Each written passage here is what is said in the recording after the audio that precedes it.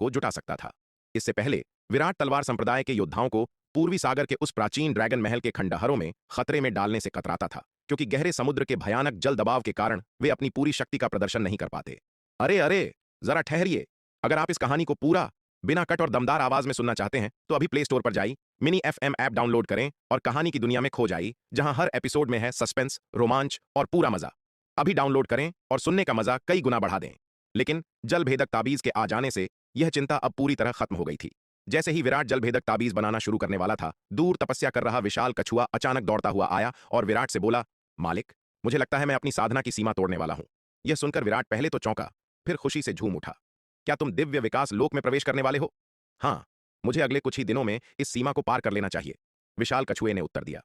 विराट द्वारा दिए गए अत्यंत शक्तिशाली साधना संसाधनों के बल पर उसकी साधना पहले ही एक बहुत ऊंचे स्तर तक पहुंच चुकी थी।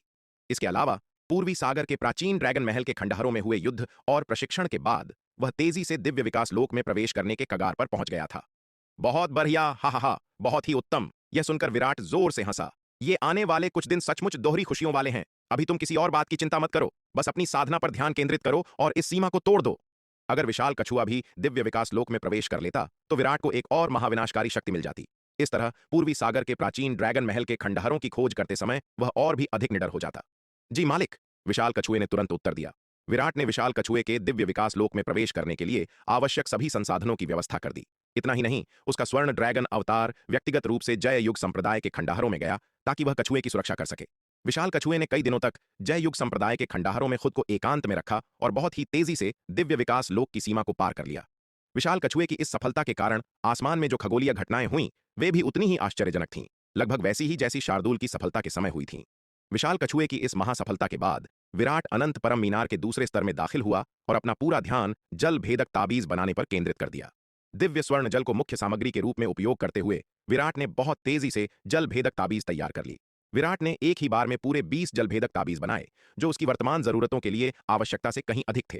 हालांकि उसके पास अभी भी काफी मात्रा में दिव्य स्वर्ण जल बचा हुआ था, लेकिन विराट का फिलहाल उस पूरे जल को ताबीज बनाने में खर्च करने का कोई इरादा नहीं था। दिव्य स्वर्ण जल अत्यंत दुर्लभ है। अगर इसे अभी पूरा खर्च कर दिया गया तो भविष्य में इसे दोबारा खोजना बहुत मुश्किल हो जाएगा। सब कुछ तैयार करने के बाद विराट ने अपनी सेना को इकट्ठा करना शुरू किया। इस बार शार्दूल, विशाल कछुआ और एल्डर योगिता के अलावा विराट ने एल्डर विदुषी, एल्डर नयना, एल्डर गार्गी, तेंदुआ सेनापति, भेड़िया सेनापति, महारानी श्वेता और एल्डर सागर को भी अपने साथ लिया।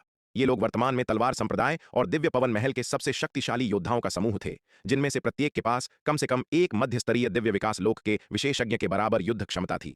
उन सभी को अर्ध महाविपत्ति लोक दिव्य अस्त्रों से लैस करने के बाद उनकी युद्ध क्षमता में और भी भयानक वृद्धि हो गई थी। इतने सारे शक्तिशाली योद्धाओं के साथ होने पर विराट को अब पूर्वी सागर में किसी का भी डर नहीं था। वास्तव में तलवार संप्रदाय और दिव्य पवन महल में मध्य स्तरीय दिव्य विकास लोक के विशेषज्ञों की संख्या केवल इन चंद लोगों तक सीमित नहीं थी। जुबैदा द्वारा दिव्य विकास गोली के निर्माण और इतने वर्षों के विकास के बाद तलवार संप्रदाय और दिव्य पवन महल में प्रारंभिक स्तरीय दिव्य विकास लोक के योद्धाओं की संख्या 200 से अधिक हो गई थी और मध्य स्तरीय दिव्य विकास लोक के विशेषज्ञों की संख्या 30 को पार कर चुकी थी। विराट द्वारा इतने कम लोगों को साथ ले जाने के दो मुख्य कारण थे। पहला, उसे मिले अर्ध महाविपत्ति लोक दिव्य अस्त्रों की संख्या सीमित थी। जब उसने उन्हें विनिमय सूची में रखा तो दांव संघ और तलवार संप्रदाय के मध्य स्तरीय दिव्य विकास लोक के विशेषज्ञ उन्हें प्राप्त करने के लिए टूट पड़े थे। मांग इतनी अधिक थी कि विराट को आधे अर्ध महाविपत्ति लोक दिव्य अस्त्र दांव संघ के विशेषज्ञों को देने पड़े और बाकी आधे तलवार संप्रदाय और दिव्य पवन महल के योद्धाओं के बीच बांटने पड़े। वर्तमान में तलवार संप्रदाय और दिव्य पवन महल के पास लगभग 1 दर्जन ही ऐसे लोग थे जिनके पास अर्ध महाविपत्ति लोक दिव्य अस्त्र मौजूद थे। विराट उन लोगों को पूर्वी सागर के प्राचीन ड्रैगन महल के खंडहरों में अपनी जान जोखिम में डालने के लिए भेजने की हिम्मत नहीं कर सकता था, जिनके पास अर्ध महाविपत्ति लोक दिव्य अस्त्र नहीं थे। दूसरा, विराट को रक्त कबीले से बचाव के लिए पीछे पर्याप्त संख्या में शक्तिशाली योद्धाओं को छोड़ना आवश्यक था। हालांकि तलवार संप्रदाय और दिव्य पवन महल के लगातार दमन के कारण रक्त पिशाच संप्रदाय को भारी नुकसान उठाना पड़ा था, यहां तक कि वे अपना चेहरा दिखाने से भी डरने लगे थे। लेकिन यह नुकसान केवल रक्त पिशाच संप्रदाय का था। रक्त पिशाच संप्रदाय के पीछे खड़ा असली रक्त कबीला अभी भी पूरी तरह से सुरक्षित था और उनकी शक्ति में कोई कमी नहीं आई थी। रक्त पिशाच संप्रदाय की शक्ति अब तलवार संप्रदाय के लिए कोई खतरा नहीं थी, लेकिन उसके पीछे छिपा रक्त कबीला अभी भी विराट के मन में गहरी शंकाएं पैदा करता था। रक्त कबीला शक्ति सिंधु महाद्वीप पर कई वर्षों से छिपा हुआ था और उसने कभी अपनी असली ताकत उजागर नहीं की थी। यहां तक कि दांव संघ को भी उनकी शक्ति के एक छोटे से हिस्से का ही ज्ञान था। शक्ति सिंधु महाद्वीप पर रक्त कबीले की असली ताकत कितनी भयानक है, यह कोई नहीं जानता। यही अज्ञात खतरा सबसे अधिक डरावना था। अगर तलवार संप्रदाय की अधिकांश शक्ति पूर्वी सागर के प्राचीन ड्रैगन महल के खंडहरों में केंद्रित हो जाती और अचानक रक्त कबीला हमला कर देता तो तलवार संप्रदाय पूरी तरह से असहाय रह जाता। रक्त कबीले के बारे में विराट की जितनी समझ थी, उसे यकीन था कि वे चुपचाप बैठकर मानव जाति की शक्ति को लगातार बढ़ते हुए नहीं देखेंगे। जब मानव सेना पश्चिमी महाद्वीप में दानवों को खदेड़ रही थी, युद्ध के उस सबसे नाजुक मोड़ पर रक्त पिशाच संप्रदाय ने मानव सेना के पिछले हिस्से में उथल पुथल मचा दी थी ताकि पश्चिमी महाद्वीप में मानव सेना के आक्रमण को बाधित किया जा सके। अब चूंकि रक्त कबीले के मोहरे यानी रक्त पिशाच संप्रदाय को तलवार संप्रदाय ने लगभग खत्म कर दिया था, विराट को लग रहा था कि शायद अब रक्त कबीले की असली और भयानक शक्ति सामने आने वाली है। समय जितना नाजुक था, विराट उतना ही अधिक सतर्क रहने को मजबूर था। जैसे ही विराट ने अपनी सेना इकट्ठी की और प्रस्थान करने ही वाला था, नीलिमा और माया अचानक उसके पास आ गईं। वे भी पूर्वी सागर के प्राचीन ड्रैगन महल के खंडहरों की इस यात्रा में शामिल होने की जिद करने लगीं। शार्दुल और विशाल कछुए को एक के बाद एक दिव्य विकास लोक में प्रवेश करते देख उनके अंदर भी बेचैनी बढ़ने लगी थी। हालांकि वे हाल ही में बहुत लगन से साधना कर रही थीं, लेकिन केवल शांति से साधना करना लगातार युद्ध करने की गति का मुकाबला नहीं कर सकता था, क्योंकि युद्ध के मैदान में शरीर, इच्छा शक्ति और सच्चा सार लगातार निखरते और मजबूत होते हैं। खासकर माया, जिसकी पर्वत भंजक दानव दमन तकनीक मूल रूप से युद्ध के लिए ही बनी है, वह जितना अधिक लड़ती है, उसकी साधना की गति उतनी ही तेज होती है। अगर वह खुद को कठोर तपस्या में कैद कर ले तो इस तकनीक की प्रगति वास्तव में बहुत धीमी हो जाएगी। उसकी और आयु की विशुद्ध शून्य हृदय तकनीक की साधना एक दूसरे के बिल्कुल विपरीत है। आयु की विशुद्ध शून्य हृदय तकनीक शांत साधना के लिए सबसे उपयुक्त है। शांत ध्यान में ही इसकी प्रगति सबसे तेज होती है। नीलिमा और माया के अनुरोध पर विराट ने केवल माया को साथ ले जाने के लिए हामी भरी, नीलिमा को नहीं। विराट, तुम बहुत ज्यादती कर रहे हो। तुमने मुझे साथ क्यों नहीं लिया? क्या तुम्हें मुझसे कोई परेशानी है? यह देखकर कि विराट शार्दुल, विशाल कछुआ और माया को तो ले जा रहा है, लेकिन उसे नहीं, नीलिमा तुरंत क्रोधित हो गई और विराट को घूरते हुए जोर से चिल्लाई, मूर्ख चिड़िया, क्या तुम्हें लगता है यह कोई बच्चों का खेल है? पूर्वी सागर के प्राचीन ड्रैगन महल के खंडहर भयानक योद्धाओं से भरे पड़े हैं। तुम्हारी एक भी गलती तुम्हारी जान ले सकती है। विराट ने झुंझलाहट के साथ उसकी तरफ देखते हुए कहा। क्यों विराट, क्या तुम मुझे कमजोर समझते हो? नीलिमा ने हांफते हुए अपने पंख फड़फड़ाए। मेरी शक्ति के सामने मुझे किसी भी मध्य स्तरीय दिव्य विकास लोक के विशेषज्ञ का कोई डर नहीं है। यहां तक कि जब वह मूर्ख बाघ केवल अर्धचरण दिव्य विकास लोक में था, तब वह मुझसे बहुत अधिक ताकतवर नहीं था। जब वह जा सकता है तो मैं क्यों नहीं? मूर्ख चिड़िया, अरबों मील गहरे उस महासागर में तुम्हारी जन्मजात फीनिक्स अग्नि का कितना अंश शेष बचेगा? विराट ने उसकी तरफ देखा और बहस करने से बचते हुए सीधा सवाल पूछा। यह सुनकर नीलिमा अवाक रह गई और बहुत देर तक कुछ बोल न सकी। नील फीनिक्स कबीले की सदस्य होने के नाते अग्नि उसका मूल तत्व था। पानी के भीतर उसकी शक्ति दब जाती थी और वह अनंत महासागर तो उसके लिए सबसे बड़ी बाधा था। एक बार जब वह महासागर की गहराइयों में उतरेगी तो उसकी असली ताकत अपनी क्षमता के आधे से भी कम रह जाएगी। इसके अलावा वह पानी के भीतर अपनी जन्मजात फीनिक्स अग्नि का इस्तेमाल करने की हिम्मत भी नहीं कर सकती। यदि उसने वहां इसका उपयोग किया तो वह अनंत समुद्री जल उसकी जन्मजात फीनिक्स अग्नि को नष्ट कर देगा, जिससे उसे भारी नुकसान होगा।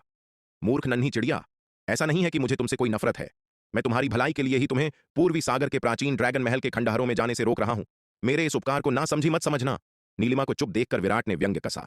हम्फ, अपनी जन्मजात फीनिक्स अग्नि का उपयोग किए बिना भी मैं मध्य स्तरीय दिव्य विकास लोक के विशेषज्ञ से लड़ सकती हूं। नीलिमा ने पलटकर जवाब दिया। स्पष्ट रूप से वह अभी भी असंतुष्ट थी। हालांकि उसका स्वर अब पहले से काफी धीमा पड़ चुका था। यहां तक कि उसे भी लग रहा था कि उसकी बातों में अब वह जोर नहीं रहा।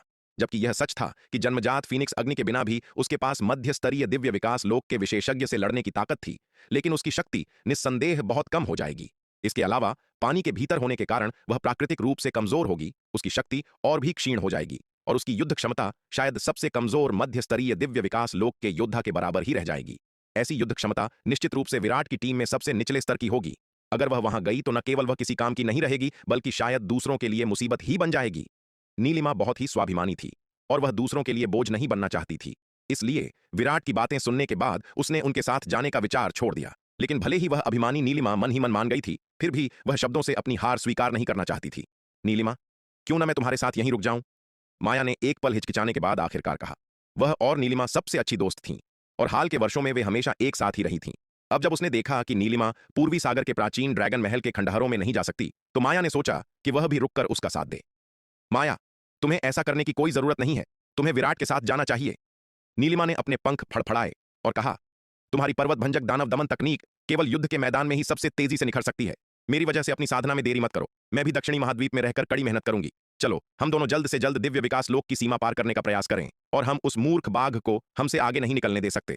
हम दोनों के दिव्य विकास लोक में प्रवेश करने के बाद हम उस मूर्ख बाघ को खूब पीटेंगे और पिछली बार का बदला लेंगे।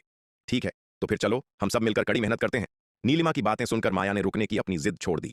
उसने अपनी मुट्ठी भींची और पूरे जोश के साथ कहा, मूर्ख चिड़िया, छोटी बच्ची, तुम्हें लगता है तुम शार्दुल की बराबरी कर पाओगी? इस जन्म में तो तुम्हारी कोई उम्मीद नहीं है। तुम बस शार्दुल के पीछे पीछे धूल ही फांकोगी। दोनों की बातें सुनकर शार्दुल ने अपनी भारी आवाज में गुर्राते हुए कहा, हम्फ, मूर्ख बाघ, इतना घमंड मत कर। एक दिन मैं तुझे इतना बुरी तरह पीटूंगी कि तू रहम की भीख मांगेगा। नीलिमा ने उसे घूरते हुए झिड़क कर कहा। माया को विदा करने के बाद नीलिमा विराट के असली शरीर के पास लौट आई और अनंत परम मीनार के दूसरे स्तर में जाकर कठोर तपस्या में लीन हो गई। विराट का स्वर्ण ड्रैगन अवतार, शार्दुल, विशाल कछुआ, माया, एल्डर योगिता, एल्डर विदुषी, एल्डर नयना, एल्डर गार्गी, तेंदुआ सेनापति, भेड़िया सेनापति, महारानी श्वेता और एल्डर सागर, 12 लोगों का यह समूह स्थानिक स्थानांतरण व्यूह के माध्यम से पूर्वी सागर के प्राचीन ड्रैगन महल के खंडहरों की ओर प्रस्थान कर गया। पूर्वी सागर, प्राचीन ड्रैगन महल के खंडहर। सम्राट जलासुर, सम्राट शाका, प्रमुख अष्टावक्र और अन्य उस गुफा से बाहर पीछा करने के बाद कई दिनों तक आसपास के इलाके में तलाश करते रहे, लेकिन फिर भी उन्हें विराट का कोई सुराग नहीं मिला। उनके दिल में भारी आक्रोश और गहरी निराशा भरी हुई थी। वे अच्छी तरह जानते थे कि एक बार जब विराट उस गुफा से बच निकला तो उसे ढूंढना असंभव के समान है। विराट की क्षमताओं को देखते हुए अगर उसने भागने या छिपने की ठान ली तो उनके पास उसे ढूंढने का कोई मौका नहीं था। इसके अलावा वे उसे खोजते समय अलग अलग होने की हिम्मत भी नहीं कर सकते थे, इसलिए उन्होंने अलग अलग खोज करने के लिए छोटी छोटी टीमें बनाई। हालांकि यह उनके जैसे अंतिम स्तरीय दिव्य विकास लोक के विशेषज्ञों के लिए तो ठीक हो सकता था, लेकिन प्रारंभिक और मध्य स्तरीय दिव्य विकास लोक के योद्धाओं के लिए यह विनाशकारी होता यदि वे अकेले विराट से टकरा जाते। विराट को ढूंढने के लिए सबको अलग अलग भेजना बलि के बकरों को कसाई के पास भेजने जैसा था। लेकिन प्राचीन ड्रैगन महल के खंडहरों के उस विशाल क्षेत्र में केवल 3 टीमों में खोज करना व्यावहारिक रूप से असंभव था। सम्राट जलासुर और अन्य लोग समझ चुके थे कि खोजने का यह तरीका विफल होना तय है, लेकिन हार मानने की उनकी अनिच्छा ने उन्हें केवल अपने प्रयासों से खुद को सांत्वना देने पर मजबूर कर दिया था। जैसे ही सम्राट जलासुर, सम्राट शाका, प्रमुख अष्टावक्र और अन्य दिव्य विकास लोक के विशेषज्ञ विराट को खोज रहे थे, आकृतियों का एक समूह प्राचीन ड्रैगन महल के खंडहरों के प्रवेश द्वार की ओर तेजी से उड़ता हुआ आया। प्राचीन ड्रैगन महल के खंडहर, हम आखिरकार पहुंच ही गए। सम्राट शेरा ने अपने सामने मौजूद उस विशाल संरचना को देखते हुए विस्मय से कहा। उसने उत्तरी महाद्वीप से पूर्वी सागर तक दानव जाति के विशेषज्ञों के एक समूह का नेतृत्व किया था। उन्हें अंततः प्राचीन ड्रैगन महल के खंडहरों तक पहुंचने में पूरे 5 वर्ष लग गए थे। सच तो यह था कि यदि सम्राट शेरा अकेला यात्रा करता तो वह दानव दरबार के उत्तरी महाद्वीप से यहां तक अधिक से अधिक 2 वर्षों में पहुंच सकता था। लेकिन दानव जाति के अन्य मध्य स्तरीय दिव्य विकास लोक के योद्धा उसकी तुलना में बहुत धीमे थे। दानव जाति के उन विशेषज्ञों की प्रतीक्षा करने के लिए सम्राट शेरा को अपनी उड़ान धीमी करनी पड़ी। यही कारण था कि उसे प्राचीन ड्रैगन महल के खंडहरों तक पहुंचने में इतना लंबा समय लगा, और यह तब था जब उसके साथ केवल मध्य स्तरीय दिव्य विकास लोक के विशेषज्ञ थे। अगर वह अपने साथ प्रारंभिक स्तरीय दिव्य विकास लोक के योद्धाओं को भी ले आता तो उनकी उड़ान की गति को देखते हुए यहां पहुंचने में न जाने कितना समय लग जाता। सम्राट शेरा शक्तिशाली दानव योद्धाओं के एक समूह का नेतृत्व करते हुए प्राचीन ड्रैगन महल के खंडहरों में दाखिल हुआ और उन्होंने बाहरी परिधि की खोज शुरू कर दी। हालांकि अपनी शुरुआती खोज के बाद उन्हें वहां कोई खजाना नहीं मिला। वह क्षेत्र इतना साफ था मानो किसी ने उसे बुहार कर साफ कर दिया हो। लगता है हम थोड़ी देर से आए हैं। सम्राट शेरा को समझ आ गया कि पूर्वी सागर के अधिपतियों ने बाहरी क्षेत्र को पहले ही पूरी तरह से खंगाल लिया होगा और कोई खजाना पीछे नहीं छोड़ा होगा। उसने अपने समूह की ओर हाथ हिलाया। चलो, हम सीधे प्राचीन ड्रैगन महल के खंडहरों के मुख्य क्षेत्र की ओर बढ़ेंगे। फिर सम्राट शेरा अपने दानव योद्धाओं के साथ खंडहरों की गहराइयों में आगे बढ़ा। आधे महीने की यात्रा के बाद सम्राट शेरा और उसके दानव योद्धा अंततः उस क्षेत्र में पहुंचे जहां खजाने मौजूद थे। लेकिन इससे पहले कि वे खुश हो पाते, उनका सामना सम्राट जलासुर और उसके समूह से हो गया जो विराट को खोज रहे थे। सम्राट शेरा, तुम्हारी दानव जाति प्राचीन ड्रैगन महल के खंडहरों में आने की हिम्मत कैसे कर सकती है? सम्राट जलासुर ने सम्राट शेरा को घूरते हुए ठंडी आवाज में कहा। अगर तुम आ सकते हो तो मैं क्यों नहीं? सम्राट शेरा ने सम्राट जलासुर की तरफ देखा और शांति से कहा। वह सम्राट जलासुर से भयभीत नहीं था। जब से उसके दानव दरबार ने दानव जाति को एकजुट किया था, उसकी शक्ति में भयानक वृद्धि हुई थी। इस बार वह पूरे 30 मध्य स्तरीय दिव्य विकास लोक के विशेषज्ञों का नेतृत्व कर रहा था। हालांकि सम्राट जलासुर की तरफ कछुआ राक्षस वंश, पारदर्शी मत्स्य वंश और गज राक्षस वंश थे, लेकिन फिर भी संख्या में वे कम थे। भले ही दूसरी तरफ 2 अंतिम स्तरीय दिव्य विकास लोक के विशेषज्ञ सम्राट जलासुर और कछुआपति कश्यप मौजूद थे, लेकिन सम्राट शेरा जरा भी डरा नहीं। उसे अपनी ताकत पर पूरा भरोसा था। यहां तक कि 2 अंतिम स्तरीय दिव्य विकास लोक के विशेषज्ञों का सामना करते हुए भी उसे विश्वास था कि वह उन्हें कुचल सकता है। पूरे शक्ति सिंधु महाद्वीप में केवल मानव जाति के उपाध्यक्ष दिवाकर और दानव जाति के असुर भैरव ही उसके प्रतिद्वंद्वी बनने के योग्य थे। बेशक अब शिखर शर्मा भी उस सूची में था। इन तीनों के अलावा कोई दूसरा ऐसा व्यक्ति नहीं था जो उसके लिए खतरा बन सके। सम्राट जलासुर कुछ देर तक चुपचाप सम्राट शेरा को देखता रहा, फिर अंत में बोला, सम्राट शेरा, मेरी एक शर्त मान लो और मैं तुम्हारी दानव जाति को प्राचीन ड्रैगन महल के खंडहरों में खोजने की अनुमति दे दूंगा। ओह, क्या शर्त? सम्राट शेरा ने दिलचस्पी लेते हुए पूछा। विराट से निपटने के लिए हमारे साथ हाथ मिला लो। सम्राट जलासुर ने सम्राट शेरा को घूरते हुए उदासीनता से कहा। यह सुनकर सम्राट शेरा थोड़ा चकित रह गया। सम्राट जलासुर वास्तव में चाहता था कि वह विराट से निपटने के लिए उनके साथ हाथ मिलाए। क्या पूर्वी सागर के इन अधिपतियों ने, जो इतने लंबे समय से प्राचीन ड्रैगन महल के खंडहरों में थे, अभी तक विराट को बाहर नहीं खदेड़ा था? क्षमा करना, मेरी विराट से कोई दुश्मनी नहीं है और मैं तुम्हारे विवादों में नहीं पड़ना चाहता। सम्राट शेरा ने अपना हाथ हिलाया और बिना किसी हिचकिचाहट के इनकार कर दिया। पूर्वी सागर के ये अधिपति तलवार संप्रदाय की शक्ति से अनजान थे, लेकिन वह अच्छी तरह जानता था कि उनकी शक्ति वास्तव में कितनी भयानक थी। मानव जाति अब अविश्वसनीय रूप से शक्तिशाली हो चुकी थी। यहां तक कि दानव जाति भी हार कर पीछे खदेड़ी जा रही थी। उन्हें देखते ही भाग खड़ी होती थी। भले ही उसके दानव दरबार ने दानव जाति को एकजुट कर दिया था, लेकिन वह दानव जाति से अधिक शक्तिशाली होने का दावा करने की हिम्मत नहीं कर सकता था। वह विराट को उकसाकर मुसीबत मोल नहीं लेना चाहता था। वह पहले ही दानव जाति की मुख्य सेना को उनके पुराने अड्डे से बहुत दूर प्राचीन ड्रैगन महल के खंडहरों तक ले आया था। अगर वह यहां विराट से दुश्मनी मोल ले लेता तो सम्राट शेरा को यकीन था कि विराट मुड़कर तलवार संप्रदाय को जुटाएगा और उनके दानव दरबार के अड्डे को नष्ट कर देगा। इसके अलावा विराट को न उकसाने की इच्छा के साथ ही सम्राट शेरा को प्राचीन ड्रैगन महल के खंडहरों की खोज के लिए सम्राट जलासुर की अनुमति की कोई आवश्यकता नहीं थी। दानव जाति के स्वामी के रूप में सम्राट शेरा के भीतर अपार स्वाभिमान था। वह सम्राट जलासुर की इस तरह की अपमानजनक धमकी को कैसे स्वीकार कर सकता था। चूंकि तुम मेरी शर्तें नहीं मानोगे तो फिर मरो। सम्राट जलासुर की आंखों में एक ठंडी चमक कौंधी और उसने खौफनाक आवाज में कहा। यह कहते हुए सम्राट जलासुर ने अपना हाथ बढ़ाया और एक शक्तिशाली आभा बिखेरती हुई युद्ध की तलवार प्रकट की। उसने उसी से सम्राट शेरा पर वार कर दिया। वह इतने दिनों से बिना विराट का सुराग पाए उसे खोज रहा था और उसका गुस्सा 7वें आसमान पर था। चूंकि सम्राट शेरा ने विराट के खिलाफ हाथ मिलाने से इनकार कर दिया था, तो फिर दानव जाति के इन शक्तिशाली सदस्यों को जिंदा रखने का क्या मतलब था। क्या हो अगर वे विराट के साथ मिल जाएं? क्या वे इस प्राचीन ड्रैगन महल के खंडहरों में सबसे भयानक शक्ति नहीं बन जाएंगे? फिर उनका मुकाबला कौन करेगा? इस बात का फायदा उठाते हुए कि दानव जाति के ये शक्तिशाली सदस्य प्राचीन ड्रैगन महल के खंडहरों में अभी अभी आए थे और अभी तक उन्हें भीतर के खजाने नहीं मिले थे, उन्हें अभी मारना सबसे आसान काम था। एक बार जब उन्हें भी कोई अर्ध महाविपत्ति लोक दिव्य अस्त्र मिल गया तो उन्हें मारना इतना आसान नहीं होगा। एक अर्ध महाविपत्ति लोक दिव्य अस्त्र। सम्राट जलासुर द्वारा निकाली गई युद्ध की तलवार से निकलने वाली शक्तिशाली आभा को देखकर सम्राट शेरा अत्यधिक आश्चर्यचकित रह गया और आश्चर्य से चिल्ला पड़ा। उसे उम्मीद नहीं थी कि सम्राट जलासुर ने वास्तव में एक अर्ध महाविपत्ति लोक दिव्य अस्त्र प्राप्त कर लिया था। इस क्षण सम्राट शेरा के चेहरे के भाव तुरंत गंभीर हो गए। अगर उसके विरोधी के पास अर्ध महाविपत्ति लोक दिव्य अस्त्र नहीं होता तो सम्राट शेरा सम्राट जलासुर की बिल्कुल परवाह नहीं करता। लेकिन चूंकि सम्राट जलासुर के पास एक अर्ध महाविपत्ति लोक दिव्य अस्त्र था, इसलिए उसे कम आंकने की भूल नहीं की जा सकती थी। एक अर्ध महाविपत्ति लोक दिव्य अस्त्र के होने या न होने से जो युद्ध क्षमता सामने आती है वह एक समान स्तर की नहीं होती। सम्राट शेरा, अब पछताने से कोई फायदा नहीं, सम्राट जलासुर ने ठंडे स्वर में कहा। प्राचीन ड्रैगन महल के खंडहरों में जल्द ही एक भयंकर युद्ध छिड़ गया। एक धूप बत्ती जलने भर के समय के बाद सम्राट शेरा ने दहाड़ते हुए एक गुप्त तकनीक का उपयोग किया, जिससे उसकी जीवन क्षमता जलने लगी। वह सम्राट जलासुर और कछुआपति कश्यप के हमलों का बेतहाशा विरोध कर रहा था, साथ ही दानव जाति के विशेषज्ञों को चिल्लाकर निर्देश दे रहा था, पीछे हटो, जल्दी पीछे हटो। इस क्षण सम्राट शेरा अब पहले जैसा शांत नहीं था। वह वास्तव में पूरी तरह से स्तब्ध था। उसने कभी कल्पना भी नहीं की थी कि सम्राट जलासुर की शक्ति इतने भयानक स्तर तक बढ़ गई है। सम्राट जलासुर के साथ कुछ ही समय लड़ने में उसे यह महसूस हो गया था कि सम्राट जलासुर की अपनी शक्ति उससे कम नहीं थी और उसके हाथ में मौजूद अर्ध महाविपत्ति लोक दिव्य अस्त्र के साथ वह उसके मुकाबले से कहीं आगे था। अकेला सम्राट जलासुर ही उसे कड़ी टक्कर देने के लिए काफी था। उस पर कछुआपति कश्यप का साथ भी जुड़ गया था। कछुआपति कश्यप के पास भी एक अर्ध महाविपत्ति लोक दिव्य अस्त्र था। हालांकि कछुआपति कश्यप की शक्ति सम्राट जलासुर से बहुत कम थी, फिर भी वह एक बड़ा खतरा बना हुआ था। इस क्षण सम्राट शेरा युद्ध में रुके रहने की हिम्मत नहीं जुटा पा रहा था। भागने की कोशिश कर रहे हो? तुम्हें लगता है तुम भाग पाओगे? सम्राट जलासुर ने उपहास करते हुए कहा। सम्राट शेरा ने मान लिया था कि सम्राट जलासुर की ताकत वैसी ही थी जैसी कुछ साल पहले हुआ करती थी। इसी कारण वह इतना शांत था। सम्राट शेरा इस बात से अनजान था कि पिछले कुछ वर्षों में प्राचीन ड्रैगन महल के खंडहरों में उसे कई खजाने मिले थे, विशेष रूप से सहस्राब्दी पुरानी जन्मजात आध्यात्मिक औषधियां, जिन्होंने उसकी शक्ति में भारी वृद्धि की थी। अब वह व्यावहारिक रूप से दिव्य विकास लोक के शिखर तक पहुंचने की कगार पर था। केवल अपनी ताकत के बल पर ही वह अब सम्राट शेरा से कमजोर नहीं था और शायद उससे एक कदम आगे ही था। और सबसे बड़ी बात, उसके पास एक अर्ध महाविपत्ति लोक दिव्य अस्त्र भी था, जिसकी बराबरी सम्राट शेरा कभी नहीं कर सकता था।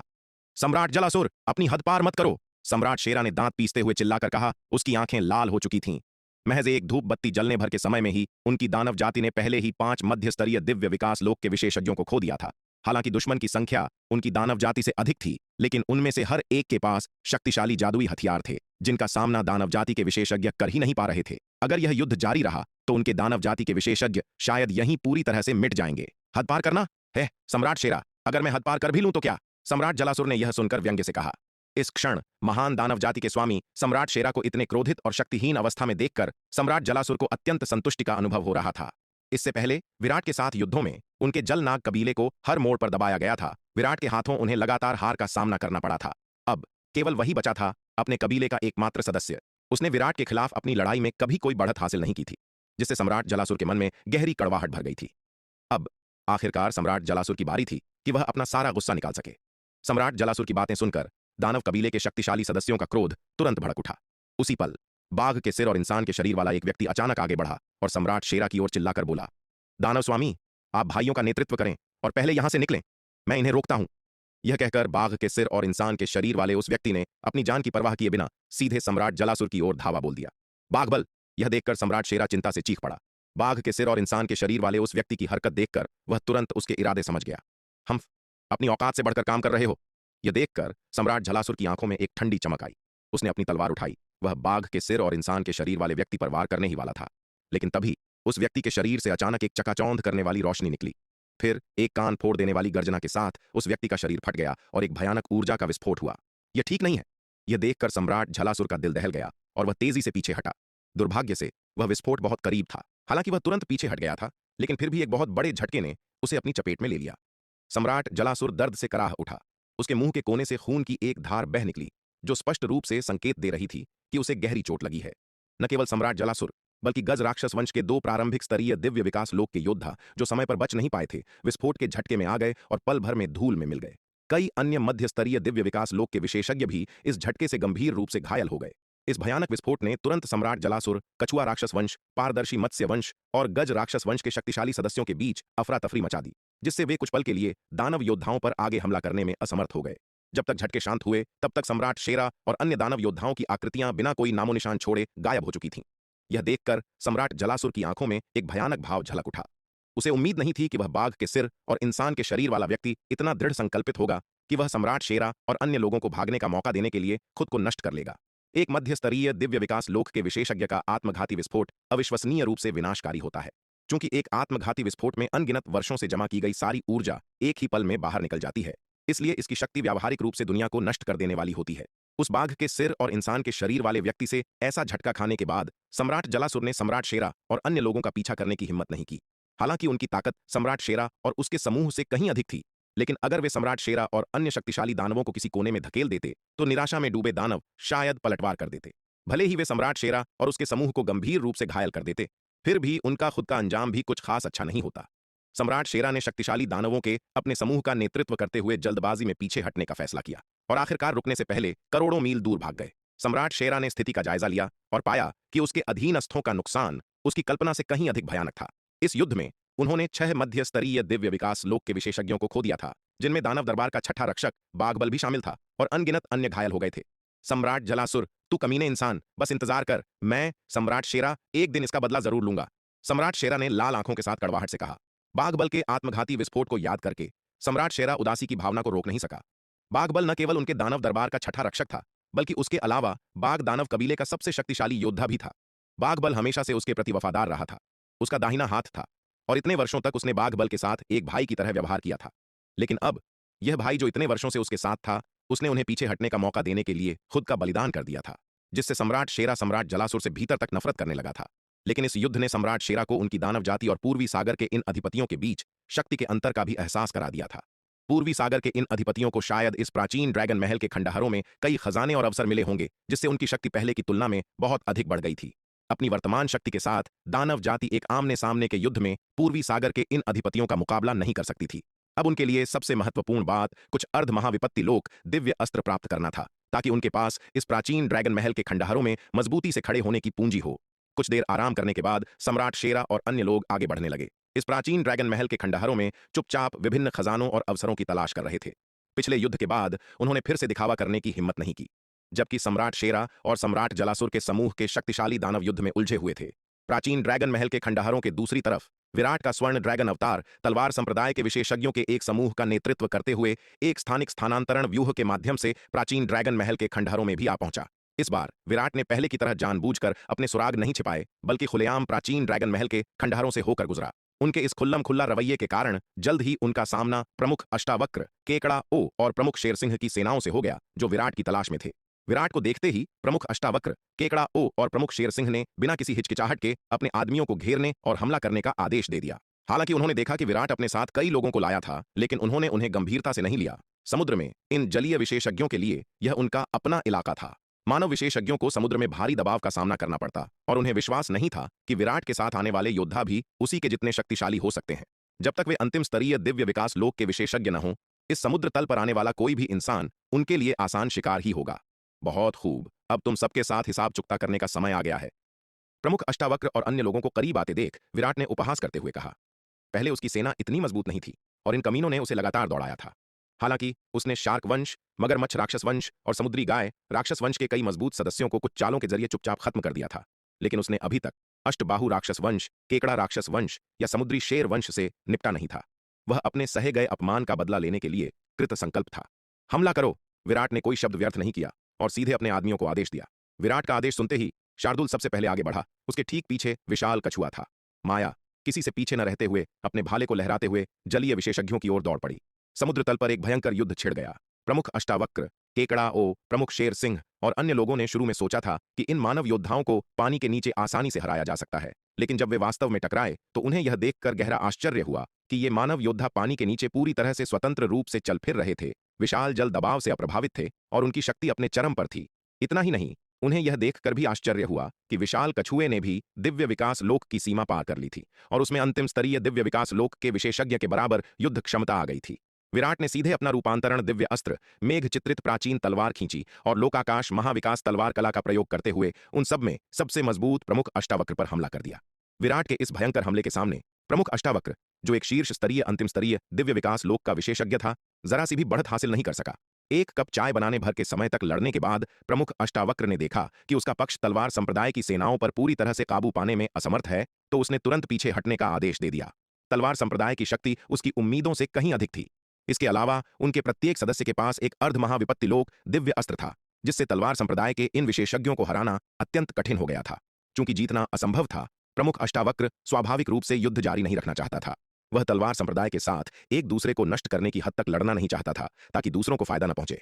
वह जानता था कि उसकी सम्राट जलासुर और सम्राट शाका दोनों से दुश्मनी है। उनका पिछला सहयोग केवल विराट से निपटने के लिए एक अस्थायी गठबंधन था। अगर वे और तलवार संप्रदाय जीवन मरण की लड़ाई लड़ते तो सम्राट जलासुर और सम्राट शाका निश्चित रूप से उन पर तब वार करने का मौका नहीं चूकते जब वे कमजोर होते।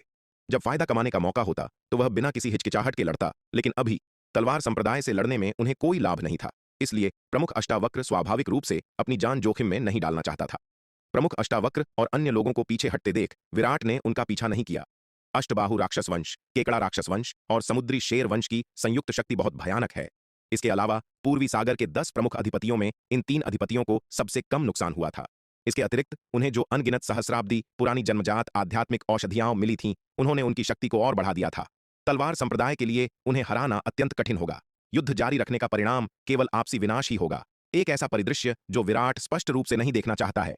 जहां तक अष्टबाहु राक्षस वंश, केकड़ा राक्षस वंश और समुद्री शेर वंश के साथ हिसाब चुकता करने का सवाल है, तो विराट को कोई जल्दी नहीं है। समय तलवार संप्रदाय के पक्ष में है। जैसे जैसे समय बीतेगा, उनके संप्रदाय के भीतर और भी अधिक शक्तिशाली योद्धा उभर कर सामने आएंगे। एक बार जब उनके दिव्य विकास लोक के विशेषज्ञों की संख्या एक निश्चित स्तर तक पहुंच जाएगी, तो अष्टबाहु राक्षस वंश, केकड़ा राक्षस वंश और समुद्री शेर वंश का सफाया करना एक आसान काम होगा। अभी उनके साथ किसी हताश लड़ाई में कूदने की क्या जल्दी है। जहां तक अष्टबाहु राक्षस वंश, केकड़ा राक्षस वंश और समुद्री शेर वंश के खिलाफ चुपचाप साजिश रचने की बात है, जैसा कि उन्होंने शार्क वंश, मगरमच्छ राक्षस वंश और समुद्री गाय राक्षस वंश के साथ किया था, विराट को लगा कि यह अवास्तविक है। अष्टबाहु राक्षस वंश, केकड़ा राक्षस वंश और समुद्री शेर वंश शार्क वंश से कहीं अधिक मजबूत थे, जिससे अचानक किए गए हमले के सफल होने की संभावना नहीं थी। इसके अलावा पहले हुए वाकयों को देखते हुए प्रमुख अष्टावक्र और अन्य लोग निस्संदेह वैसी ही रणनीति दोहराए जाने से सावधान रहेंगे। इसलिए विराट ने दोबारा ऐसे तरीकों पर जोर नहीं दिया। इस युद्ध के बाद प्रमुख अष्टावक्र और अन्य लोगों ने विराट को और अधिक परेशान करने की हिम्मत नहीं की। जब सम्राट जलासुर, सम्राट शाका और अन्य लोगों का सामना विराट से हुआ और उन्होंने तलवार संप्रदाय की अजेय शक्ति देखी, तो वे समझ गए कि तलवार संप्रदाय से पार पाना बहुत मुश्किल है और उन्होंने फिर आसानी से विराट को उकसाने की हिम्मत नहीं की। इसके अलावा तलवार संप्रदाय के भारी दबाव के कारण सम्राट जलासुर का समूह और सम्राट शाका का समूह अस्थायी रूप से एक हो गए और उन्होंने एक गठबंधन बना लिया। जब सम्राट जलासुर और सम्राट शाका ने हाथ मिलाया, तो वे प्राचीन ड्रैगन महल के खंडहरों में सबसे शक्तिशाली सेना बन गए। यहां तक कि अष्टबाहु राक्षस वंश, केकड़ा राक्षस वंश और समुद्री शेर वंश का गठबंधन भी उनकी ताकत का मुकाबला नहीं कर सकता था। आखिरकार सम्राट जलासुर और सम्राट शाका के हाथ मिलाने के बाद उनके पक्ष में पूरे 5 अंतिम स्तरीय दिव्य विकास लोक के विशेषज्ञ हो गए थे। कुछ समय के लिए पूर्वी सागर के प्राचीन ड्रैगन महल के खंडहर, जहां विभिन्न ताकतें एक दूसरे पर नजर रख रही थीं और सावधान थीं, अस्थायी रूप से शांति में लौट आए। कोई भी आसानी से युद्ध भड़काने की हिम्मत नहीं कर रहा था, इस डर से कि अगर वे एक दूसरे से लड़े और दोनों पक्ष थक गए तो दूसरे पक्ष को फायदा मिल जाएगा। दक्षिणी महाद्वीप अनंत परम मीनार का दूसरा स्तर। एक जोरदार धमाके के साथ विराट के शरीर से एक अत्यंत शक्तिशाली आभा फूट पड़ी। इतने लंबे समय तक साधना करने के बाद विराट आखिरकार महान क्षेत्र के शिखर की सीमा तक पहुंच गया था। वह अब अपनी साधना को दबाकर नहीं रख सकता था और उसने अर्ध आरोहण लोक में प्रवेश कर लिया था। विराट ने धीरे से अपनी आंखें खोलीं और एक लंबी सांस छोड़ी। इतने लंबे समय की साधना के बाद वह आखिरकार अर्ध आरोहण लोक की सीमा को पार कर ही गया। वास्तव में भले ही विराट ने प्रत्येक क्षेत्र की क्षमता को उसकी चरम सीमा तक ले जाने के लिए सर्वोत्तम साधना पद्धति का उपयोग किया था, फिर भी उसे बहुत पहले ही अर्ध आरोहण लोक में प्रवेश कर लेना चाहिए था। हालांकि लावण्या के साथ हुए युद्ध ने उसे गंभीर रूप से घायल कर दिया था, जिससे उसकी लंबे समय से जमा की गई अनंत परम रक्तवंश की रक्त शक्ति लगभग पूरी तरह से नष्ट हो गई थी। अनंत परम रक्तवंश की रक्त शक्ति को खत्म करना तो आसान है, लेकिन उसे वापस पाना अत्यंत कठिन है। अपनी रक्त शक्ति को उसकी चरम अवस्था में वापस लाने में ही विराट को काफी समय लग गया। यही कारण है कि उसने आज जाकर अर्ध आरोहण लोक में प्रवेश किया है। विराट ने अपनी शक्ति का आकलन किया। अर्ध आरोहण लोक में प्रवेश करने के बाद उसे लगा कि उसकी शक्ति 10 गुना से भी अधिक बढ़ गई है। अब केवल अपनी ताकत से ही वह एक सच्चे दिव्य विकास लोक के विशेषज्ञ के बराबर था। विराट ने अपनी मुट्ठी भींची और दिव्य ड्रैगन युद्ध मुट्ठी की मुद्रा बनाई। एक अतुलनीय शक्तिशाली मुट्ठी की भावना उसके चारों ओर एक उफनती नदी की तरह उमड़ पड़ी। मुट्ठी की वह भावना जो इतनी शक्तिशाली थी कि लगभग साकार प्रतीत हो रही थी, स्पष्ट शल्कों वाले एक दिव्य ड्रैगन की एक मायावी छवि में बदल गई, जो एक राजसी ड्रैगन की शक्ति बिखेर रही थी। विराट ने आगे शून्य में एक घूंसा मारा, जिससे एक कान फोड़ देने वाली गर्जना हुई। भयानक मुट्ठी की भावना ने शून्य को चकनाचूर कर दिया, जिससे एक विशाल ब्लैक होल बन गया, जिसके भीतर अनगिनत स्थानिक टुकड़े बिखर रहे थे। विराट ने अपनी मुट्ठी की भावना को वापस खींचते हुए धीरे से सांस छोड़ी। उसकी आंखों में खुशी की एक झलक उभर आई।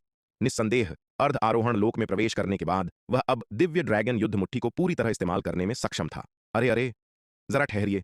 अगर आप इस कहानी को पूरा बिना कट और दमदार आवाज में सुनना चाहते हैं तो अभी प्ले स्टोर पर जाइए, मिनी एफएम ऐप डाउनलोड करें और कहानी की दुनिया में खो जाएं, जहां हर एपिसोड में है सस्पेंस, रोमांच और पूरा मजा।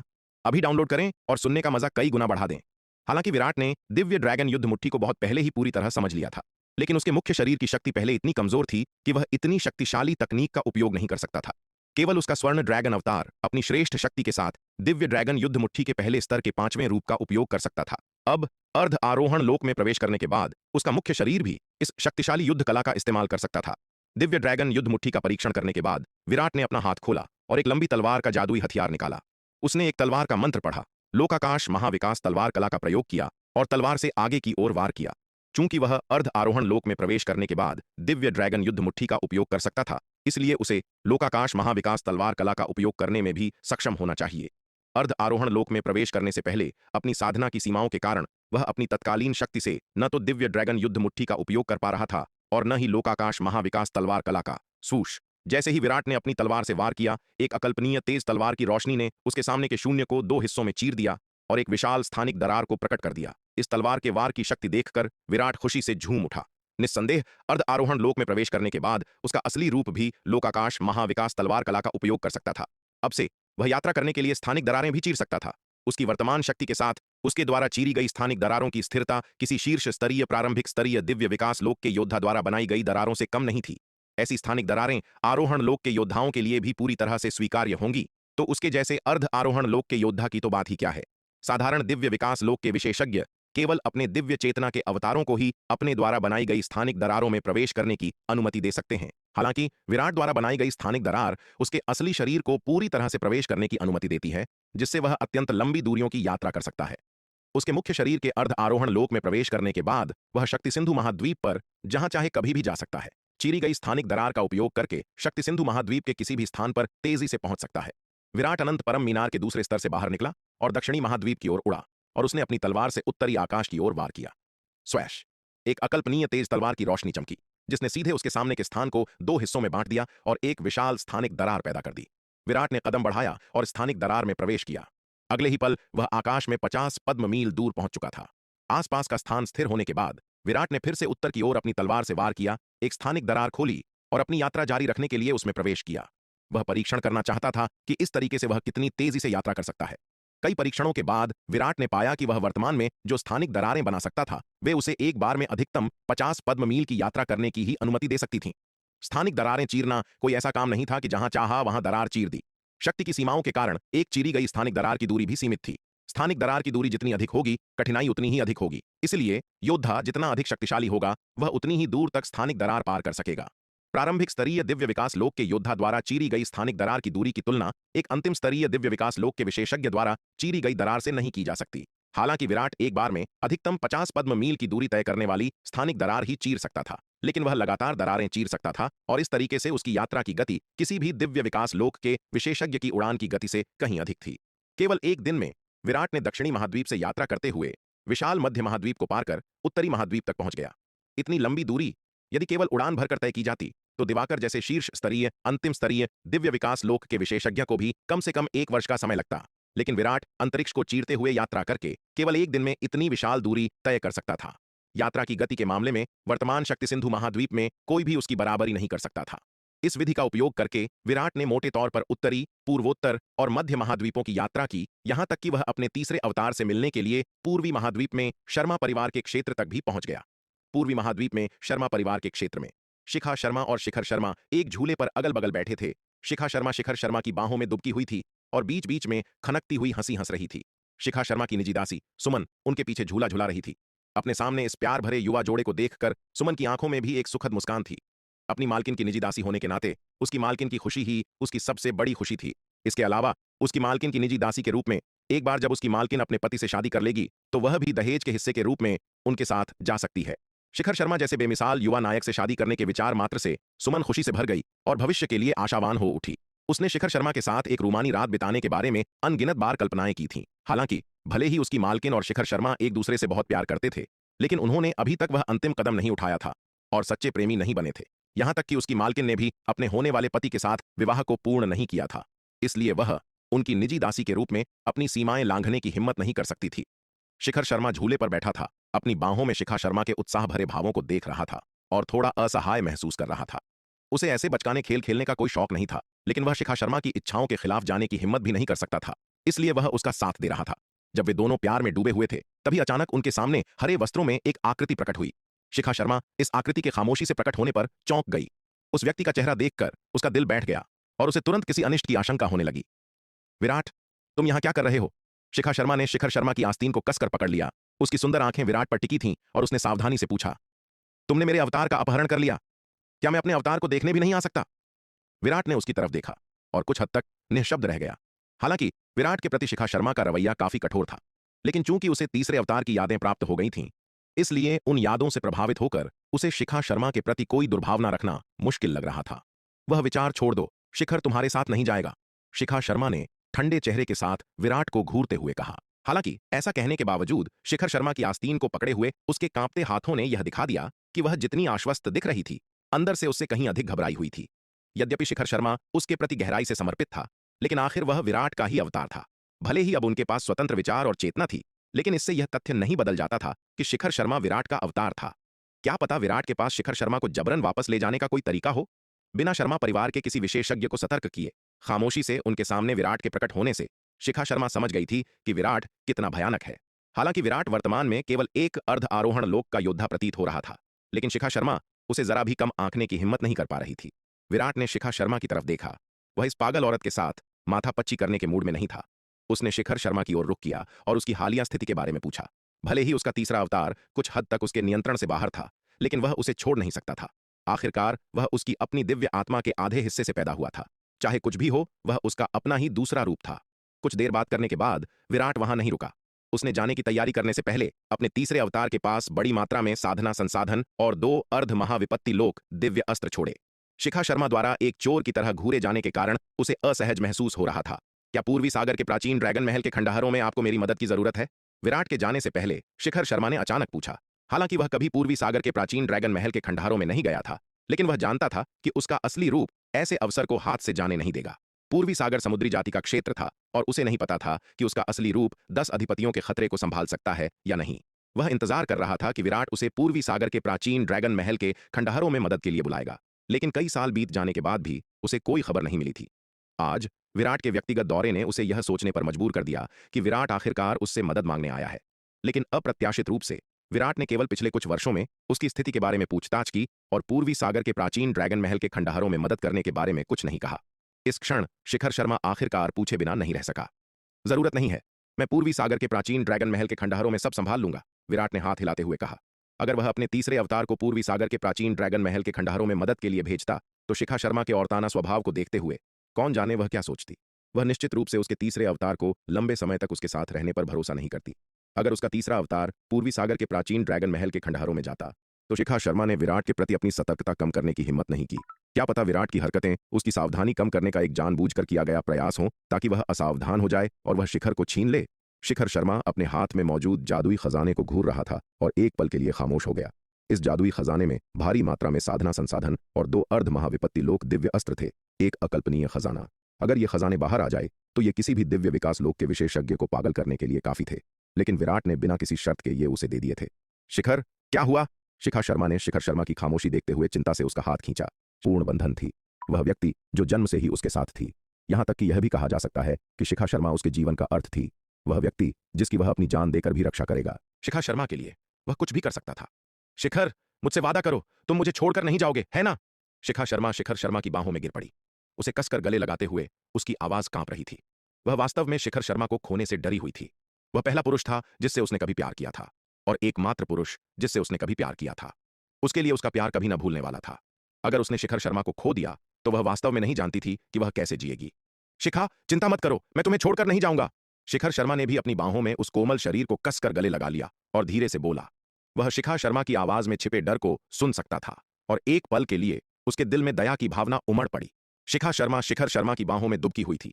काफी देर तक खामद उसने अपना खूबसूरत चेहरा ऊपर उठाया, अपनी धुंधली आंखें खोलीं और शर्मीलेपन और दृढ़ संकल्प के मिश्रण के साथ शिखर शर्मा की ओर देखते हुए कहा, शिखर, मुझे अपना लो।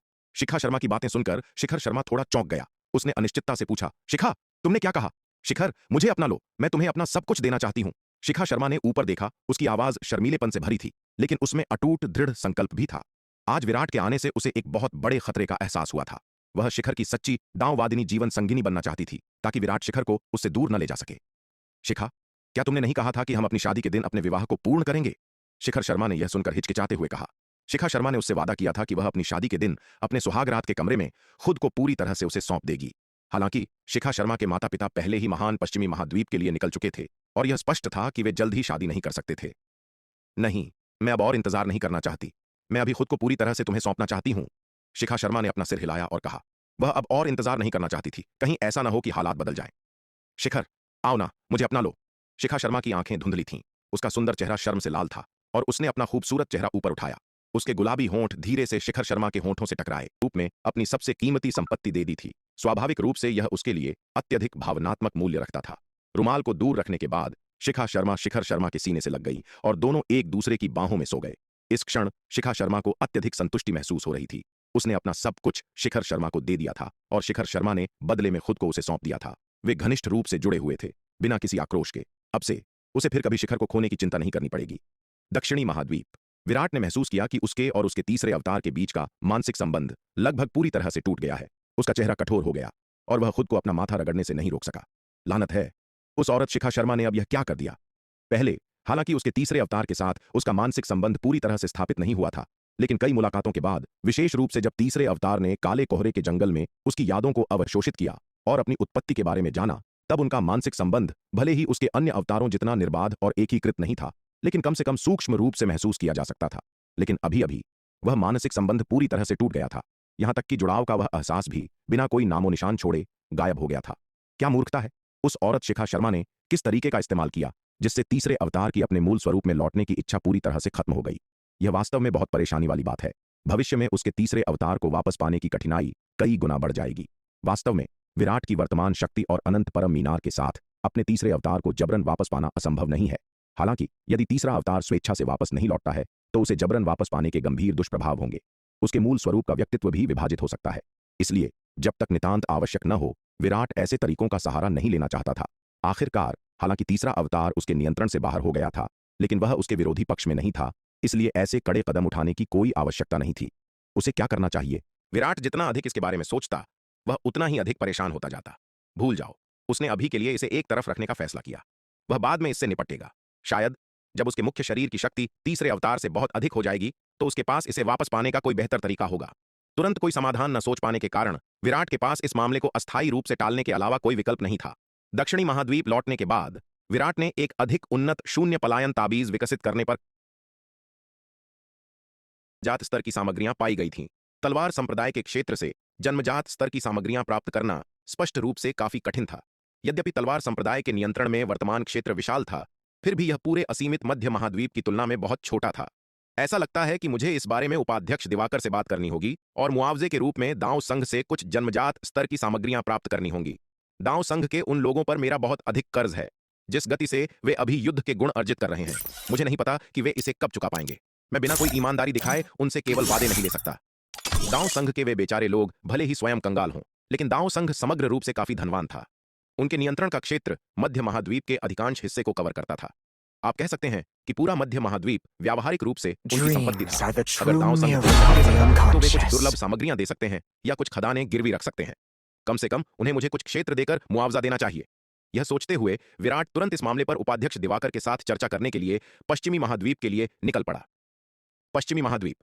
उपाध्यक्ष दिवाकर मानव सेना के ऊपर बहुत ऊंचाई पर तैर रहे थे, चुपचाप केंद्रीय कमान की निगरानी कर रहे थे और सभी सैनिकों की गतिविधियों का निर्देशन कर रहे थे। यद्यपि उन्हें प्रत्येक व्यक्तिगत सेना की विशिष्ट गतिविधियों के बारे में चिंता करने की आवश्यकता नहीं थी, लेकिन मानव सेना के समग्र संचालन के लिए अभी भी उनके आदेश की आवश्यकता थी। यद्यपि उपाध्यक्ष दिवाकर ने शायद ही कभी हस्तक्षेप किया, लेकिन वे पूरी मानव सेना के स्तंभ थे। उनके होने से मानव सेना के पास एक नेता था। उपाध्यक्ष दिवाकर ने चुपचाप मानव सेना को पश्चिमी महाद्वीप में गहराई तक आगे बढ़ते देखा। उनकी आंखों में संतुष्टि का भाव था। आगे बढ़ने की वर्तमान गति को देखते हुए पश्चिमी महाद्वीप के मूल तक पहुंचने और दानव जाति के गढ़ पर आक्रमण करने में 10 साल से अधिक का समय नहीं लगेगा। अनगिनत मानव पूर्वजों की लंबे समय से पोषित इच्छा उनकी पीढ़ी में पूरी होने वाली थी। यह सोचकर उपाध्यक्ष दिवाकर भावनाओं से भर गए। उन्होंने कब से इस दृश्य की लालसा की थी और अब उन्होंने अंततः जीत की किरण देख ली थी। ठीक उसी समय जब उपाध्यक्ष दिवाकर चुपचाप चिंतन कर रहे थे, उन्हें अचानक अपने चारों ओर के स्थान में एक उतार चढ़ाव महसूस हुआ। हम अपने चारों ओर के स्थान में असामान्य उतार चढ़ाव को महसूस करते हुए उपाध्यक्ष दिवाकर ने अपनी भौहें सिकोड़ लीं।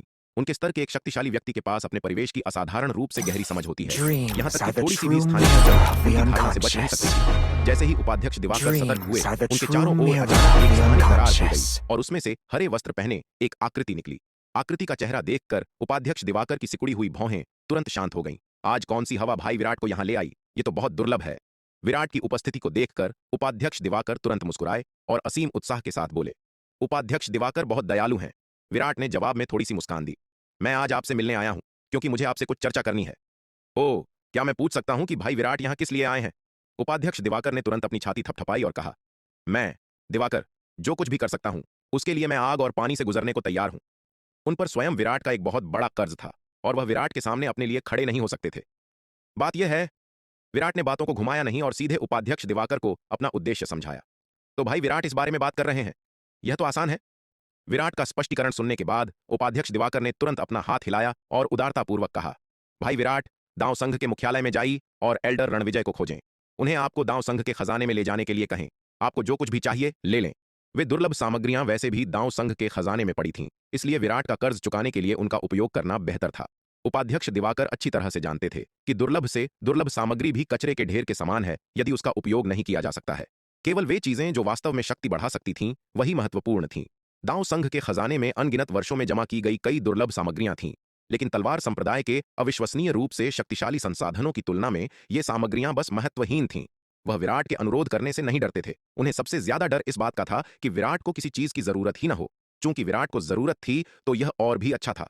वह इस बात को लेकर चिंतित थे कि विराट का भारी कर्ज कैसे चुकाया जाए। इसके अलावा तलवार संप्रदाय से भारी मात्रा में सैन्य आपूर्ति खरीदने के लिए भी काफी धन की आवश्यकता थी। यदि वे तलवार संप्रदाय से खरीदने के लिए आध्यात्मिक पत्थरों का उपयोग करना जारी रखते तो दांव संघ के जमा किए गए 9वीं श्रेणी के आध्यात्मिक पत्थर शायद कई और वर्षों तक नहीं टिक पाते। विराट का आज का अनुरोध बिल्कुल वैसा ही था जैसा उपाध्यक्ष दिवाकर चाहते थे। यदि उन्हें युद्ध के मोर्चे पर होने की आवश्यकता नहीं होती तो वह व्यक्तिगत रूप से विराट को दांव संघ के खजाने में ले जाते और उन्हें सब कुछ दे देते, चाहे वह उपयोगी हो या अनुपयोगी, जब तक कि उससे कर्ज चुकता हो सके। विराट को उम्मीद नहीं थी कि उपाध्यक्ष दिवाकर इतने सहमत होंगे और बिना एक भी शब्द बर्बाद किए उनके अनुरोध को स्वीकार कर लेंगे। उपाध्यक्ष दिवाकर के रवैये ने विराट को बहुत प्रसन्न किया। दांव संघ के लिए उनका मजबूत समर्थन व्यर्थ नहीं गया था। ऐसा लग रहा था कि उपाध्यक्ष दिवाकर जानते थे कि लोगों को कैसे संभालना है। उपाध्यक्ष दिवाकर के साथ चर्चा करने के बाद विराट एल्डर रणविजय को खोजने के लिए दांव संघ के मुख्यालय गए। जब विराट दांव संघ के मुख्यालय पहुंचे तो एल्डर रणविजय वहां पहले से ही इंतजार कर रहा था। एल्डर रणविजय को उपाध्यक्ष दिवाकर का संदेश मिल गया था, इसलिए विराट को देखते ही वह बिना कुछ कहे उन्हें दांव संघ के खजाने में ले गए। युवा मास्टर विराट, कृपया आपको जो कुछ भी चाहिए ले लें। एल्डर रणविजय ने अपना हाथ हिलाते हुए उदारतापूर्वक कहा। विराट ने शेखी बघारने वाले एल्डर रणविजय की ओर देखा और थोड़ा अवाक महसूस किया। यह आदमी ऐसे काम कर रहा था जैसे दांव संघ का खजाना उसकी अपनी संपत्ति हो। विराट ने उनके दिखावटी नाटक को नजरअंदाज कर दिया और खजाने का चयन करना शुरू कर दिया। यह कहा जाना चाहिए कि दांव संघ द्वारा अनगिनत वर्षों में जमा की गई संपत्ति वास्तव में बहुत पर्याप्त थी। जब विराट ने खजाने में प्रवेश किया और खजानों का पहाड़ देखा तो वह शुरू में आश्चर्यचकित रह गया। दांव संघ ने अनगिनत वर्षों के इतिहास के साथ सबसे बड़ी मानव शक्ति के रूप में अपनी प्रतिष्ठा को सच साबित किया था। इसकी अपार संपत्ति वास्तव में अकल्पनीय थी। भले ही दांव संघ के दिव्य विकास लोक के विशेषज्ञों पर भारी कर्ज था, विराट ने इस खजाने से केवल 5वां हिस्सा खजाना और संसाधन लिया, जो उन कर्जों को चुकाने के लिए पर्याप्त से अधिक था। मूल रूप से विराट ने योजना बनाई थी कि यदि खजाने अपर्याप्त हुए तो दांव संघ कुछ खदानें गिरवी रख देगा, लेकिन अब ऐसा लगता है कि उसे कुछ समय के लिए इसकी आवश्यकता नहीं है। दांव संघ वास्तव में अपने नाम के अनुरूप है। संसाधनों के मामले में यह भेड़िया वंश, भालू वंश, जलनाग वंश और मकर राक्षस वंश से कहीं आगे है। विराट ने पहले भेड़िया वंश, भालू वंश, जलनाग वंश और मकर राक्षस वंश से जो खजाने प्राप्त किए थे, वे सभी मिलकर भी दांव संघ के खजाने की विशाल संख्या की तुलना नहीं कर सकते थे। इसके अलावा, जैसा कि विराट जानता था, इस खजाने में मौजूद संपत्तियां दांव संघ की वास्तविक संपत्ति नहीं थीं। दांव संघ की वास्तविक नींव उसके विरासत की भूमि में निहित थी। दांव संघ की विरासत की भूमि में मौजूद संपत्ति की तुलना में इस खजाने में मौजूद संपत्ति महत्वहीन थी। आखिरकार दांव संघ की विरासत की भूमि में महाविपत्ति लोक, दिव्य अस्त्र जैसे खजाने भी मौजूद थे। हिमशिखा ने दांव संघ की विरासत की भूमि से एक महाविपत्ति लोक दिव्य अस्त्र, हिम प्राचीन तलवार, प्राप्त किया था। हालांकि जबकि दांव संघ की विरासत की भूमि वास्तव में खजानों से समृद्ध थी, उन खजानों को प्राप्त करना आसान नहीं था।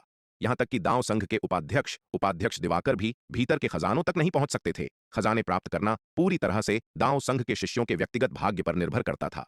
इसे बल प्रयोग से प्राप्त नहीं किया जा सकता था। यह ध्यान दिया जाना चाहिए कि अपने सुनहरे दिनों में दांव संघ में काफी संख्या में महाविपत्ति लोक के विशेषज्ञ थे। उन पारलौकिक क्षेत्र के विशेषज्ञों द्वारा स्थापित विधियां ऐसी नहीं थीं जिन्हें उपाध्यक्ष दिवाकर जैसे दिव्य विकास लोक के योद्धा आसानी से जोड़ सकें। इसलिए यदि वे वहां खजाने प्राप्त करना चाहते थे तो उपाध्यक्ष दिवाकर और एल्डर रणविजय जैसे दांव संघ के बड़े लोगों को भी विरासत की भूमि में स्थापित नियमों का पालन करना पड़ता था। एल्डर चैतन्य, नक्श और शांति समर्थक गुट के अन्य योद्धा स्वाभाविक रूप से जानते थे कि एल्डर रणविजय विराट को दांव संघ के खजाने में ले आए हैं, लेकिन यह जानने के बावजूद उन्होंने एक शब्द भी बोलने की हिम्मत नहीं की। दांव संघ का युद्ध समर्थक गुट अब अविश्वसनीय रूप से शक्तिशाली था, व्यावहारिक रूप से अपने चरम पर था और उनके शांति समर्थक गुट की पहुंच से बहुत दूर था। वे युद्ध समर्थक लोग बस उन्हें खत्म करने का अवसर तलाश रहे थे। वे इस समय बाहर कूदने और युद्ध समर्थक गुट को बहाना देने की हिम्मत कैसे कर सकते थे? अगर उन्होंने अभी कार्रवाई करने की हिम्मत की तो वे बस खुद को युद्ध समर्थक गुट के सामने पेश कर रहे होंगे। इसलिए जब एल्डर चैतन्य, नक्श और अन्य लोगों को पता चला कि विराट ने दांव संघ के खजाने से बड़ी मात्रा में खजाने और संसाधन ले लिए हैं, हालांकि वे बहुत अनिच्छुक थे, वे केवल एकांत में दांत पीस सकते थे और कुछ भी अनुचित करने की हिम्मत नहीं कर सकते थे। इन खजानों और संसाधनों को लेने के बाद विराट दक्षिणी महाद्वीप लौट आया। ताबीज व्यूह को परिष्कृत करने के लिए उपयोगी कुछ जन्मजात सामग्रियों को अपने पास रखने के अलावा उसने अधिकांश खजाने और संसाधन शालिनी को खजाना विभाग में भंडारण के लिए दे दिए। इस बार दांव संघ के खजाने से प्राप्त सामग्रियों में से कई का उपयोग पलायन ताबीज को परिष्कृत करने के लिए किया जा सकता था। इन सामग्रियों के साथ विराट ने उच्च स्तरीय पलायन ताबीज को परिष्कृत करना जारी रखा। मध्य महाद्वीप, काले कोहरे का जंगल। एक भूमिगत गुफा में एक चमगादड़ जैसे विशाल पंखों वाली और मुंह में नुकीले दांतों वाली एक विशाल आकृति रक्त के एक विशाल कुंड में पैर मोड़कर बैठी थी। उबलते रक्त का कुंड अत्यंत घने खूनी आभा से भरा था। एक निश्चित क्षण में जब रक्त कुंड में मौजूद सभी रक्त पिपासु आभा भीतर की विशाल आकृति में समा गई तो उस आकृति ने अपनी आंखें खोली। उसकी आंखों से दो भयानक खून लाल प्रकाश की किरणें निकलीं। बस बाल बाल बचा, केवल बाल बाल, और मैं दिव्य विकास लोक में प्रवेश कर सकता था। यह शापित रक्त कुंड यह अधिक रक्त पिपासु शक्ति क्यों जमा नहीं करता? खून भरी आंखों वाली आकृति ने अपनी स्थिति का आकलन करने के बाद आक्रोश से भरे चेहरे के साथ कहा। यह आकृति कोई और नहीं बल्कि जालिम सिंह था, जिसे विराट ने विलुप्त होने की कगार तक खदेड़ दिया था और वह काले कोहरे के जंगल में भाग गया था। काले कोहरे के जंगल में भागने के बाद वह विराट के पीछा करने से बचने के लिए सावधानी से भूमिगत छिपा हुआ था। संयोग से उसने इस भूमिगत गुफा में रक्तजीवी वंश द्वारा पीछे छोड़े गए इस रक्तकुंड की खोज की। रक्तजीवी वंश ने मूल रूप से विराट और अन्य लोगों को निगलने का इरादा किया था, लेकिन अंततः विराट के तीसरे अवतार द्वारा एक ही तलवार के वार से मार दिया गया था। स्वाभाविक रूप से भूमिगत रक्तकुंड का लाभ अंततः जालिम सिंह को मिला। रक्तकुंड प्राप्त करने के बाद जालिम सिंह ने इसकी घनी रक्त ऊर्जा की मदद से न केवल अपनी पिछली चोटों से पूरी तरह से उबर लिया, बल्कि अपने साधना स्तर में भी उल्लेखनीय वृद्धि का अनुभव किया। विराट द्वारा पीछा किए जाने के दौरान उसे जो गंभीर चोटें आई थीं, उसे देखते हुए इस रक्तकुंड का सामना किए बिना वह 1000 या 10,000 साल के स्वास्थ्य लाभ के बाद भी पूरी तरह से ठीक नहीं हो पाता। आखिरकार उसने विराट से निपटने के लिए सबसे भयानक गुप्त तकनीक का इस्तेमाल किया था। ऐसी गुप्त तकनीक उसे बुनियादी नुकसान पहुंचाएगी।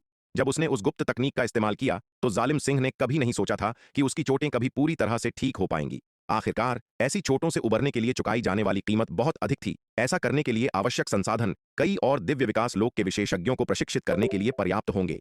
रक्त पिशाच संप्रदाय उसके लिए इतनी बड़ी कीमत चुकाने को कभी तैयार नहीं होगा। इसके अलावा जब विराट द्वारा उसका लगातार पीछा किया जा रहा था तो उसने अपने पिता महाराज जोरावर से मदद मांगी।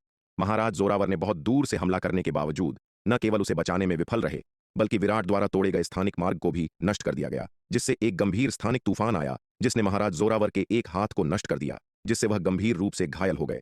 ऐसी परिस्थितियों में यदि जालिम सिंह रक्त पिशाच संप्रदाय में लौटता तो यह एक चमत्कार ही होता। यदि महाराज जोरावर उसे कड़ी सजा न देते, उसकी चोटों को ठीक करने के लिए इतनी बड़ी कीमत चुकाने का कोई कारण नहीं था। सौभाग्य से काले कोहरे के जंगल में भागने के बाद उसे अप्रत्याशित रूप से भूमिगत एक रक्तकुंड मिल गया। इसने न केवल उसकी चोटों को पूरी तरह से ठीक कर दिया, बल्कि उसे अर्धचरण दिव्य विकास लोक में प्रवेश करने की भी अनुमति दी। रक्तकुंड के भीतर मौजूद समृद्ध रक्त दानव शक्ति ने उसे तब तक बनाए रखा जब तक कि वह अर्धचरण दिव्य विकास लोक की सीमा तक नहीं पहुंच गया। दुर्भाग्य से जब वह अर्धचरण दिव्य विकास लोक की सीमा तक पहुंचा तो रक्तकुंड में रक्त दानव शक्ति अंततः पूरी तरह से समाप्त हो गई। बस एक बाल भर की दूरी, बस आखिरी बाल भर की दूरी, और वह वास्तव में दिव्य विकास लोक में प्रवेश कर जाता। वह पहले से ही एक सच्चे रक्तजीवी में बदल चुका था। उसकी युद्ध शक्ति उसी क्षेत्र के साधारण योद्धाओं से कहीं अधिक थी। एक बार जब वह दिव्य विकास लोक में प्रवेश कर लेता तो पूरे शक्ति सिंधु महाद्वीप में उसे किसी से भी डर नहीं लगता। अपनी वर्तमान शक्ति के साथ वह पहले से ही मनुष्यों के बीच एक शीर्ष स्तरीय प्रारंभिक चरण दिव्य विकास लोक के विशेषज्ञ के बराबर था। एक बार जब वह सच्चे दिव्य विकास लोक में प्रवेश कर लेता तो वह संभवतः मनुष्यों के बीच एक अंतिम चरण दिव्य विकास लोक के विशेषज्ञ के लगभग बराबर हो जाता। उस समय पूरे शक्ति सिंधु महाद्वीप में उपाध्यक्ष दिवाकर, असुर भैरव और कुछ मुट्ठी भर लोगों को छोड़कर कोई भी उसका मुकाबला नहीं कर पाता। लेकिन दुर्भाग्य से वह उस आखिरी बाल भर की दूरी से चूक रहा था और वह दिव्य विकास लोक में प्रवेश नहीं कर सका। चूंकि मेरे पास ऊर्जा का वह आखिरी अंश कम है तो मैं निगलने के लिए कुछ योद्धाओं को खोज लूंगा। जब तक मैं कुछ अर्धचरण दिव्य विकास लोक के योद्धाओं का मांस और रक्त निगलता हूं, मुझे सफलता के लिए आवश्यकताओं को पूरा करने में सक्षम होना चाहिए। जालिम सिंह ने एक पल के लिए विचार किया, फिर उसकी आंखों में एक तेज चमक कौंध गई और उसने ठंडी सांस ली। लेकिन उसे किसके पीछे जाना चाहिए? कुछ देर विचार करने के बाद जालिम सिंह ने अंततः स्वर लहरी आश्रम को निशाना बनाने का फैसला किया। मध्य महाद्वीप के प्रमुख संप्रदायों में स्वर लहरी आश्रम काले कोहरे के जंगल के सबसे करीब था। इसके अलावा केवल स्वर लहरी आश्रम के पास पर्याप्त उच्च स्तरीय योद्धा थे जो उसे पर्याप्त रूप से उन्नत मांस और रक्त ऊर्जा प्रदान कर सकते थे। यह सोचकर जालिम सिंह ने संकोच नहीं किया और तुरंत भूमिगत गुफा छोड़ दी। काले कोहरे के जंगल से बाहर निकलकर स्वर लहरी आश्रम की ओर उड़ चला। स्वर लहरी आश्रम मुख्य कक्ष के सामने चौक में खड़ी नीले वस्त्रों में एक सुरुचित महिला ने प्रस्थान करने से पहले अपने शिष्यों को उनकी साधना पर कुछ निर्देश दिए। स्वर लहरी आश्रम के फलते फूलते विकास को देखकर साध्वी स्वरा ने बहुत संतुष्टि महसूस की। वर्तमान में स्वर लहरी आश्रम के पास पहले से ही 5 दिव्य विकास लोक के विशेषज्ञ और 30 से अधिक अर्धचरण दिव्य विकास लोक के योद्धा थे। अतीत में स्वर लहरी आश्रम के लिए ऐसी शक्ति अकल्पनीय थी। इतिहास में इसके सबसे समृद्ध काल की तुलना में भी वर्तमान स्वर लहरी आश्रम अनगिनत गुना अधिक मजबूत था और वह आश्रम की प्रमुख आश्रम के संस्थापक पूर्वज से भी अधिक शक्तिशाली थी। स्वर लहरी आश्रम को इतनी शक्तिशाली अवस्था में विकसित होते देखकर साध्वी स्वरा ने स्वाभाविक रूप से उपलब्धि और गर्व की एक बड़ी भावना महसूस की। हालांकि साध्वी स्वरा यह भी जानती थीं कि स्वर लहरी आश्रम की वर्तमान शक्ति पूरी तरह से विराट के कारण थी। विराट द्वारा दिए गए साधना संसाधनों के बिना स्वर लहरी आश्रम कभी इस स्तर तक नहीं पहुंच पाता। साध्वी स्वरा का एकमात्र खेद यह था कि विराट ने रागिनी को स्वीकार करने से इनकार कर दिया था। अन्यथा यदि रागिनी विराट की महिला बन जाती तो उसके समर्थन से स्वर लहरी आश्रम और भी मजबूत हो जाता। जरा दिव्य पवन महल को देखिए। विराट के साथ जुड़ने के बाद से दिव्य पवन महल का विकास अकल्पनीय रूप से तीव्र रहा है। कुछ ही दशकों में दिव्य पवन महल 5 प्रमुख संप्रदायों के बीच निचले पायदान वाले संप्रदाय से शक्ति सिंधु महाद्वीप पर एक विशाल शक्ति में बदल गया था। अब दिव्य पवन महल की शक्ति न केवल 5 प्रमुख संप्रदायों से कहीं अधिक थी, बल्कि 3 प्राचीन कुलीन परिवार भी इससे बहुत कमतर थे। मध्य महाद्वीप में केवल दांव संघ ही दिव्य पवन महल पर थोड़ा लाभ उठा सकता था। दिव्य पवन महल के सभी परिवर्तन विराट के साथ उसके जुड़ाव के कारण थे। साध्वी स्वरा ने दिव्य पवन महल की स्थिति से बहुत ईर्ष्या की और विराट का पक्ष हासिल करने और स्वर लहरी आश्रम को और भी मजबूत बनाने की उम्मीद में इसका अनुकरण करना चाहा। इस उद्देश्य के लिए वह रागिनी के साथ कई बार तलवार संप्रदाय का दौरा कर चुकी थीं। रागिनी को विराट को एक उपपत्नी के रूप में पेश करने का इरादा रखती थी। हालांकि विराट रागिनी की आश्चर्यजनक सुंदरता से अप्रभावित रहे, जिससे साध्वी स्वरा असहाय हो गईं। स्वर लहरी आश्रम के संचालन के विभिन्न पहलुओं को देखने के बाद साध्वी स्वरा का इरादा अपने निवास पर लौटने का था।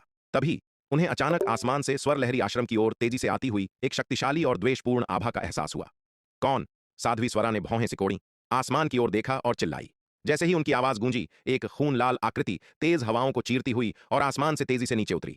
यह खून लाल आकृति अविश्वसनीय गति से आगे बढ़ी, जिसने साध्वी स्वरा जैसे दिव्य विकास लोक के विशेषज्ञ को भी चौंका दिया।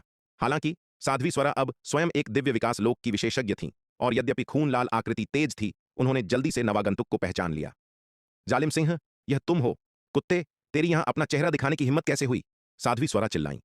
वर्तमान में तलवार संप्रदाय और दिव्य पवन महल Dreams रक्त are the पिशाच true संप्रदाय की meaning सेना में सहायक of the रहे थे। unconscious. और इन परिस्थितियों में जालिम सिंह ने अभी भी खुलेआम अपना चेहरा दिखाने का साहस किया। हम्फ, साध्वी स्वरा, आज मैं तुम्हारे स्वर लहरी आश्रम को नष्ट कर दूंगा। तुम्हारे स्वर लहरी आश्रम को मेरे उत्थान के लिए पहला पायदान बनाऊंगा। जालिम सिंह ने यह सुनकर उपहास किया। हमारे स्वर लहरी आश्रम को अपने उत्थान के लिए एक पायदान बनाना? तुम? जालिम सिंह, तुम बहुत अधिक आत्मविश्वासी और घमंडी हो, साध्वी स्वरा ने उपहास किया। उनके स्वर लहरी आश्रम की शक्ति अब वैसी नहीं है जैसी वह कभी हुआ करती थी। जालिम सिंह जैसे मात्र अर्धचरण दिव्य विकास लोक के योद्धा के लिए उनके आश्रम को नष्ट करने का दावा करना एक मजाक है। यद्यपि जालिम सिंह बड़ी शक्ति के साथ आया था और काफी शक्तिशाली लग रहा था, वह अभी भी केवल एक अर्धचरण दिव्य विकास लोक का योद्धा था। दूसरी ओर साध्वी स्वरा अब एक वास्तविक दिव्य विकास लोक की विशेषज्ञ थीं। इसके अलावा उन्होंने तलवार संप्रदाय से एक मध्य श्रेणी का जन्मजात दिव्य अस्त्र प्राप्त किया था। मध्य श्रेणी के जन्मजात दिव्य अस्त्र वाली एक दिव्य विकास लोक की विशेषज्ञ एकमात्र अर्धचरण दिव्य विकास लोक के योद्धा से कैसे डर सकती है? स्वयं को अधिक आंकना? तुम्हें जल्द ही पता चल जाएगा कि क्या मैं, जालिम सिंह, स्वयं को अधिक आंक रहा हूं। जालिम सिंह की आंखों में एक रक्त पिपासु चमक कौंध गई जब उसने ठंडे स्वर में बात की। जैसे ही उसने बात की, वह साध्वी स्वरा के सामने आ चुका था और उन पर एक मुक्का मारा। साध्वी स्वरा पहले से ही युद्ध के लिए तैयार अपना मध्य श्रेणी का जन्मजात लंबी तलवार वाला दिव्य अस्त्र निकाल चुकी थीं। जिस क्षण जालिम सिंह ने हमला किया, उन्होंने भी अपनी तलवार से वार किया। बूम! दो शक्तिशाली बल आपस में टकराए, जिससे एक बहरा कर देने वाली दहाड़ निकली। मुक्के से साध्वी स्वरा सैकड़ों मील पीछे जा गिरीं। उनके मुंह के कोने से खून की एक बूंद धीरे धीरे रिसने लगी। उन्होंने दूर से जालिम सिंह को देखा। उनकी आंखें सदमे से भरी थीं। यह कैसे हो सकता है? यह आदमी स्पष्ट रूप से केवल एक अर्धचरण दिव्य विकास लोक का योद्धा था। उसकी शक्ति इतनी भयानक कैसे हो सकती थी? बस एक मुक्का और वह पहले से ही गंभीर रूप से घायल हो गई थीं। यह एक मध्य श्रेणी के जन्मजात दिव्य अस्त्र के साथ भी था। अन्यथा जालिम सिंह के मुक्के से उन्हें और भी अधिक गंभीर चोटें आ सकती थीं। जालिम सिंह साध्वी स्वरा की तलवार का वार झेलने के बाद कई मील पीछे धकेल दिया गया था। उसने साध्वी स्वरा की ओर देखा। उसकी आंखों में आश्चर्य का भाव था। स्पष्ट रूप से साध्वी स्वरा की शक्ति उसकी उम्मीदों से अधिक थी। उसे उम्मीद नहीं थी कि वह इतनी शक्तिशाली होंगी जो उसके पूरी शक्ति वाले मुक्के का सामना करने में सक्षम होंगी। उसने सोचा था कि वह साध्वी स्वरा जैसे साधारण प्रारंभिक चरण दिव्य विकास लोक के योद्धा को एक ही मुक्के में मार सकता है। जालिम सिंह की नजर अंततः साध्वी स्वरा के हाथ में लंबी तलवार वाले दिव्य अस्त्र पर टिक गई। ऐसा लग रहा था कि साध्वी स्वरा की ऐसी भयानक युद्ध शक्ति को प्रकट करने की क्षमता इस लंबी तलवार वाले दिव्य अस्त्र से अटूट रूप से जुड़ी हुई थी। उनकी लड़ाई के हंगामे ने जल्द ही पूरे स्वर लहरी आश्रम को सतर्क कर दिया। Hush hush hush! स्वर लहरी आश्रम की विभिन्न चोटियों से आकृतियां उड़कर आसमान में पहुंची। जालिम सिंह, रक्त पिशाच संप्रदाय के अवशेष, तुम्हारी हिम्मत कैसे हुई हमारे स्वर लहरी आश्रम में आकर परेशानी खड़ी करने की? मुझे लगता है कि तुम जीने से थक गए हो। एक बूढ़ी औरत साध्वी स्वरा के पास उड़कर आई और जालिम सिंह को घूरते हुए भयंकर रूप से चिल्लाई। यह बूढ़ी औरत एल्डर दुर्गा थीं, जो स्वर लहरी आश्रम की महान एल्डर थीं, जिन्होंने अब दिव्य विकास लोक में प्रवेश कर लिया था और साध्वी स्वरा के बाद स्वर लहरी आश्रम में सबसे मजबूत व्यक्ति थीं। बुरा नहीं, बुरा नहीं, यहाँ पर्याप्त उच्च श्रेणी का रक्त भोजन है। इतना दिव्य विकास लोक का रक्त भोजन मुझे सच्चे दिव्य विकास लोक में प्रवेश करने के लिए पर्याप्त है। जालिम सिंह की नजर साध्वी स्वरा, एल्डर दुर्गा और स्वर लहरी आश्रम के दिव्य विकास लोक के योद्धाओं के समूह पर गई और वह मुस्कुराया। गुस्ताखी! जालिम सिंह के शब्द सुनकर बूढ़ी औरत एल्डर दुर्गा तुरंत क्रोधित हो उठी। चिल्लाते हुए बोली, सब लोग एक साथ हमला करो और इस दानव को मार डालो। यह सुनकर किसी ने संकोच नहीं किया। स्वर लहरी आश्रम के दिव्य विकास लोक के विशेषज्ञ जालिम सिंह की ओर दौड़े। सभी उसके घमंडी शब्दों से क्रोधित थे। यह देखकर जालिम सिंह एक भयानक मुस्कान बिखेरते हुए मुस्कुराया। उसकी आकृति चमकी, अपने मूल स्थान से गायब हो गई और अगले ही पल वह बूढ़ी औरत एल्डर दुर्गा के सामने प्रकट हुआ। उसकी छाती पर वार करने के लिए हाथ बढ़ाया। एल्डर दुर्गा को अपनी आंखों के सामने सिर्फ एक धुंधलापन महसूस हुआ और फिर खून लाल वस्त्रों में एक आकृति को अपने सामने प्रकट होते देखा। उनका दिल खौफ से भर गया। ओह नहीं! इस क्षण एल्डर दुर्गा ने संकट की एक भारी भावना महसूस की और अपने दिल में रो पड़ी। उन्होंने जालिम सिंह के हमले से बचने की पूरी कोशिश की, लेकिन दुर्भाग्य से जालिम सिंह की हरकतें बहुत तेज थीं। इससे पहले कि वह बच पातीं, उन्हें अपनी छाती में तेज दर्द महसूस हुआ। जालिम सिंह ने उनकी छाती में एक बड़ा छेद कर दिया था और उनका सारा खून और ऊर्जा उस छेद से होते हुए जालिम सिंह के हाथ में समा गई। एल्डर! ये देखकर साध्वी स्वरा और अन्य लोग सदमे में थे। उन्हें उम्मीद नहीं थी कि जालिम सिंह की शक्ति इतनी विकराल होगी। इसके अलावा जालिम सिंह की गति इतनी तेज थी कि दिव्य विकास लोक के विशेषज्ञ होने के नाते वे भी मुश्किल से उसकी हरकतों को देख पा रहे थे। साध्वी स्वरा और स्वर लहरी आश्रम के अन्य 3 दिव्य विकास लोक के विशेषज्ञ जालिम सिंह की ओर दौड़े। एल्डर दुर्गा को उसकी पकड़ से बचाने की कोशिश कर रहे थे। यह देखकर जालिम सिंह ने अपना हाथ हिलाया और उसके शरीर से अनगिनत खून की जंजीरें निकलीं। ये खून की जंजीरें नाच उठीं और स्वर लहरी आश्रम के उन 4 दिव्य विकास लोक के योद्धाओं पर हमला कर दिया जो उसे घेरे हुए थे। अनेक खून लाल जंजीरें आसमान में मौजूद अर्धचरण दिव्य विकास लोक के योद्धाओं की ओर मुड़ गईं। आहा! इन खून लाल जंजीरों के हमले के तहत अर्धचरण दिव्य विकास लोक के योद्धा एक एक करके छेद दिए गए, जैसे रस्सियों पर टिड्डे बंधे हों। खून लाल जंजीरों ने योद्धाओं की साधना और महत्वपूर्ण ऊर्जा को तेजी से निगल लिया। यह देखकर साध्वी स्वरा का चेहरा पीला पड़ गया। पीछे हटो, सब लोग जल्दी पीछे हटो, यहां मत रुको। साध्वी स्वरा ने अर्धचरण दिव्य विकास लोक के योद्धाओं को चिल्लाकर कहा। जालिम सिंह बहुत भयानक था। यहां तक कि उनके स्वर लहरी आश्रम के सभी विशेषज्ञों के एक साथ जुड़ने के बावजूद भी वे उसका मुकाबला नहीं कर सकते थे। जालिम सिंह से लड़ते रहने से उनके स्वर लहरी आश्रम का विनाश होने की संभावना थी। हालांकि यद्यपि साध्वी स्वरा ने अर्धचरण दिव्य विकास लोक के योद्धाओं को पीछे हटने का आदेश दिया, फिर भी उन्होंने स्वयं अपना मध्य श्रेणी का जन्मजात दिव्य अस्त्र चलाया और जालिम सिंह की ओर प्रहार किया।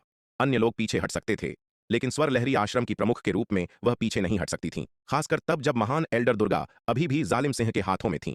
जब तक वह जालिम सिंह को रोक सकती थीं, तलवार संप्रदाय और दिव्य पवन महल के विशेषज्ञ निश्चित रूप से उनके बचाव के लिए आ जाएंगे।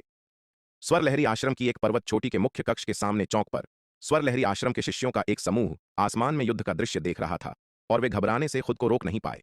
युवा स्वामिनी, जल्दी से कुछ सोचिए, हमें क्या करना चाहिए?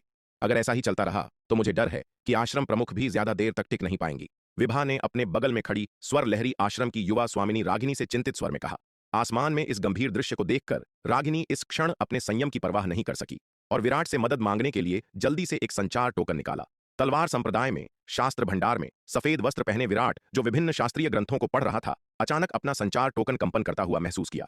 हम यह विराट ने अपना संचार टोकन निकाला और उस पर एक नजर डाली और पाया कि यह रागिनी द्वारा उसे भेजा गया एक संदेश था। वह थोड़ा आश्चर्यचकित होने से खुद को रोक नहीं सका। श्वेत वस्त्रधारी विराट ने अपने बगल में बैठी निहारिका की ओर देखा, लेकिन अंततः संचार टोकन में प्रवेश करने और संदेश पढ़ने के लिए अपनी दिव्य चेतना का उपयोग किया। संदेश पढ़ने के बाद अगले ही पल श्वेत वस्त्रधारी विराट तुरंत अपनी सीट से खड़ा हो गया। जूनियर भाई, क्या हुआ? यह देखकर निहारिका ने उत्सुकता से पूछा। जालिम सिंह फिर से आ गया है, श्वेत वस्त्रधारी विराट ने गंभीर भाव के साथ कहा। जालिम सिंह? क्या जालिम सिंह पहले ही नहीं मर चुका था? यह सुनकर निहारिका ने और भी उत्सुकता से पूछा। जालिम सिंह मरा नहीं था, उसे बस मैंने काले कोहरे के जंगल में खदेड़ दिया था।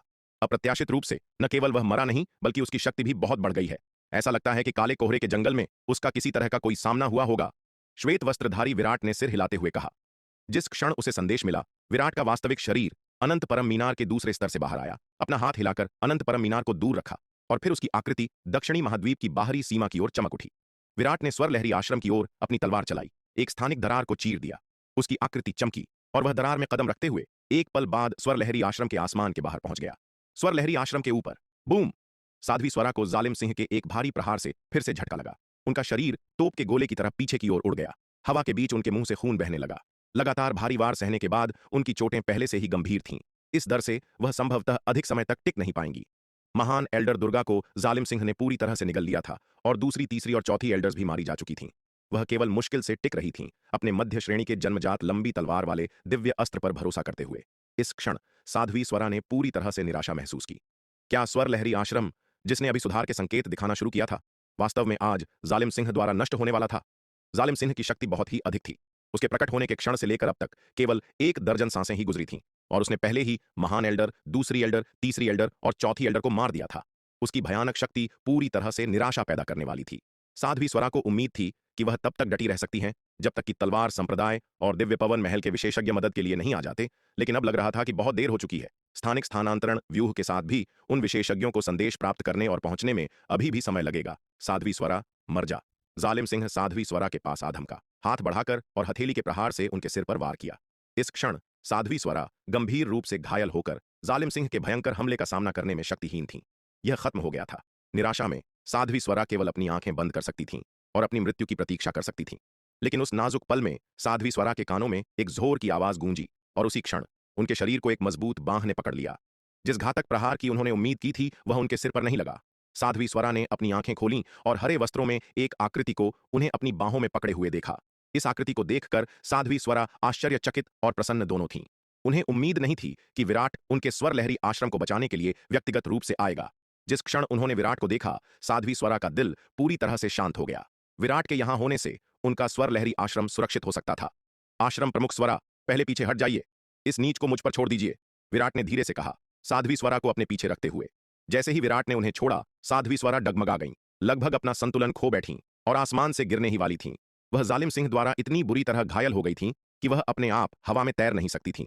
लेकिन इस स्थिति में वह विराट से खुद को पकड़े रहने के लिए नहीं कह सकती थीं, इसलिए वह केवल खुद को सीधा रखने और नीचे स्वर लहरी आश्रम की ओर उड़ने के लिए मजबूर कर सकती थीं।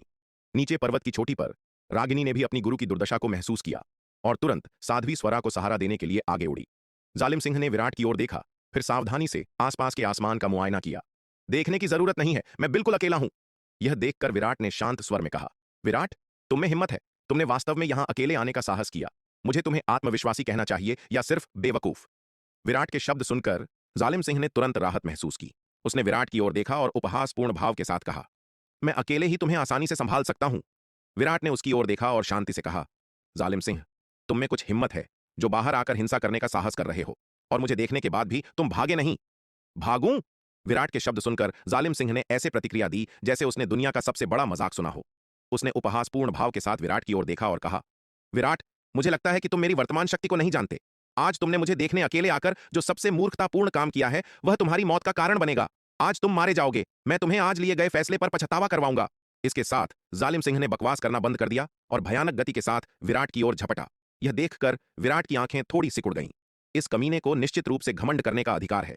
केवल यह भयानक गति ही उसे सभी प्रारंभिक चरण दिव्य विकास लोक के योद्धाओं को तुच्छ समझने के लिए पर्याप्त है।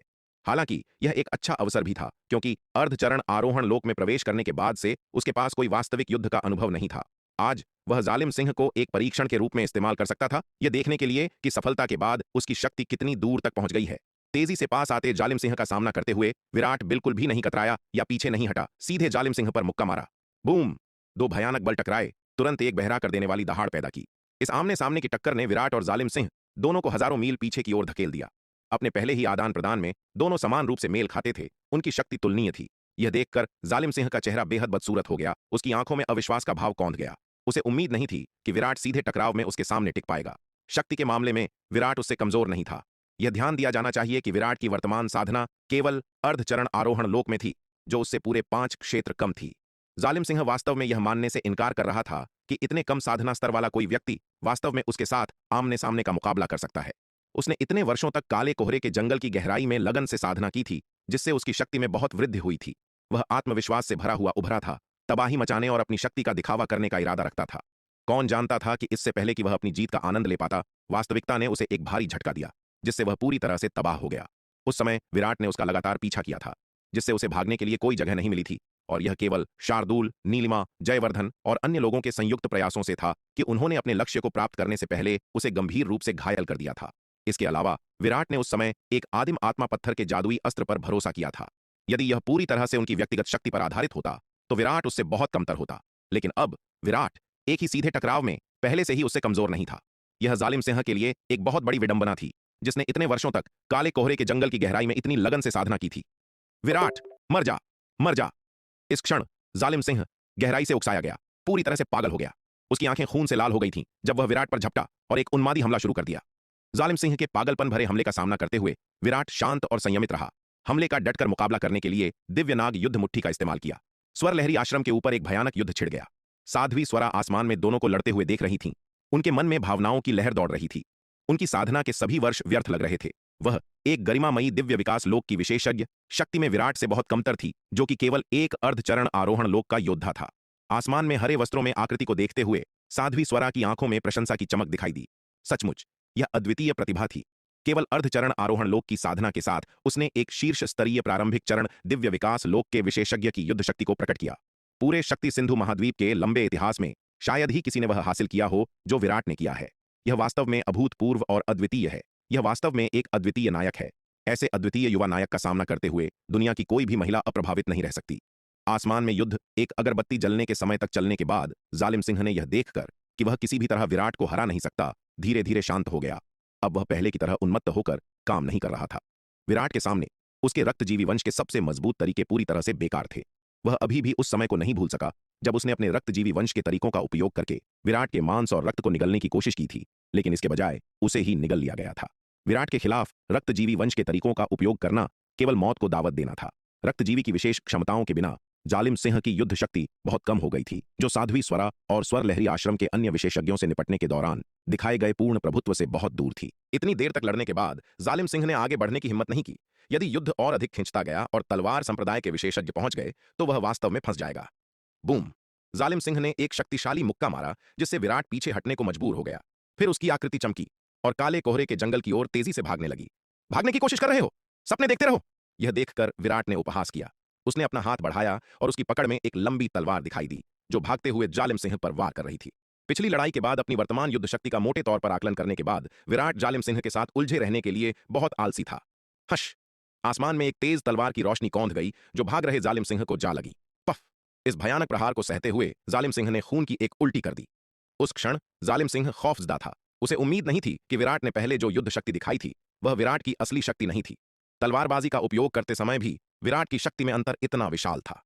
तलवारबाजी के बिना विराट की शक्ति केवल उसके बराबर थी, लेकिन तलवारबाजी का उपयोग करने के बाद विराट की शक्ति एक बिल्कुल नए स्तर पर पहुंच गई थी। दहाड़! जालिम सिंह एक जंगली जानवर की तरह आसमान की ओर दहाड़ा। फिर उसका शरीर बदलने लगा। चमगादड़ जैसे विशाल पंखों की एक जोड़ी उसकी पीठ से उग आई और उसके मुंह से नुकीले खूंखार दांत निकल आए। उसकी आंखें खौफनाक खून लाल पुतलियों में बदल गईं।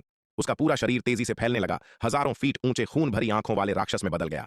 एक रक्तजीवी राक्षस में बदलने के बाद जालिम सिंह घूमा और विराट पर एक और भयंकर हमला शुरू कर दिया। यह देखकर विराट के चेहरे पर भी एक गंभीर भाव दिखाई दिया।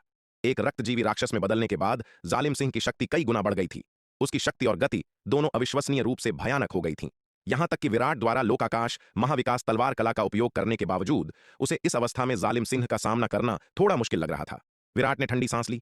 तेजी से पीछे हटते ही उसकी आकृति चमकने लगी। फिर उसने अपनी हथेली खोली, एक महाशक्ति ताबीज निकाला और उसे अपने शरीर पर लगा लिया। महाशक्ति ताबीज एक सुनहरी रोशनी में बदल गया और उसके शरीर में प्रवेश कर गया। एक गड़गड़ाहट के साथ विराट के शरीर से एक शक्तिशाली आभा निकली और उसी क्षण विराट की शक्ति भी तुरंत कई गुना बढ़ गई। आसमान में दोनों पक्ष एक बार फिर एक और भी मजबूत अवस्था में एक और अधिक भयानक लड़ाई में टूट पड़े। दोनों आसमान में भयानक गति से लड़े। उनकी आकृतियां बार बार टकराती रहीं, सुनामी की तरह ऊर्जा के तूफान छोड़ती रहीं। पलक झपकते ही उन्होंने दसियों हजार प्रहारों का आदान प्रदान कर लिया था। बूम! दोनों आकृतियां एक बार फिर अविश्वसनीय गति से टकराईं। प्रत्येक को प्रभाव की विशाल शक्ति द्वारा दसियों हजार मील पीछे की ओर धकेल दिया गया। जालिम सिंह ने विराट की ओर देखा। फिर एक दहाड़ के साथ अपने रक्तजीवी रूप में उसने एक बार फिर अपनी गुप्त तकनीक को सक्रिय किया, अपनी शक्ति को एक और स्तर तक बढ़ा दिया। हालांकि इस बार जालिम सिंह ने विराट पर हमला जारी नहीं रखा, बल्कि मुड़ा और काले कोहरे के जंगल की ओर तेजी से भागने लगा। लगातार लड़ाइयों के बाद वह विराट की शक्ति के बारे में बहुत स्पष्ट था। यहां तक कि अपने सबसे मजबूत स्तर पर भी वह विराट को मार नहीं सकता था। अगर वह इसे खींचता रहा तो तलवार संप्रदाय और दिव्य पवन महल के विशेषज्ञ जब आएंगे तो वह वास्तव में फंस जाएगा। अपने रक्तजीवी रूप में जालिम सिंह की गति अविश्वसनीय रूप से भयानक स्तर तक बढ़ गई। जब उसने एक और गुप्त तकनीक का इस्तेमाल किया, उसकी आकृति खून लाल प्रकाश की एक लकीर में बदल गई और तुरंत 100 अरब मील की दूरी तय कर ली। यहां तक कि विराट भी इस आश्चर्यजनक गति से अचंभित था। विराट ने तेजी से भागते हुए जालिम सिंह को देखा और तुरंत समझ गया कि वह अपनी वर्तमान गति से उसे तब तक नहीं पकड़ सकता जब तक कि वह अपनी शक्ति को और बढ़ाने के लिए रक्तदहन गुप्त तकनीक का भी उपयोग न करे, या जालिम सिंह की ओर दौड़ने के लिए स्थानिक स्थानांतरण तकनीक का उपयोग न करे। हालांकि रक्तदहन गुप्त तकनीक और स्थानिक स्थानांतरण तकनीक दोनों के लिए अनंत परम रक्तवंश की रक्तवंश शक्ति का उपभोग करने की आवश्यकता थी। अनंत परम रक्तवंश की रक्तवंश शक्ति विराट के लिए अत्यंत कीमती थी और वह इस अमूल्य रक्तवंश शक्ति को जालिम सिंह के लिए बर्बाद नहीं करना चाहता था। सौभाग्य से उसके पास अब यात्रा का एक और साधन था। इस पद्धति के साथ केवल जालिम सिंह ही नहीं बल्कि एक अर्धचरण महाविपत्ति लोक का विशेषज्ञ भी उसकी यात्रा की गति की बराबरी नहीं कर सकता था।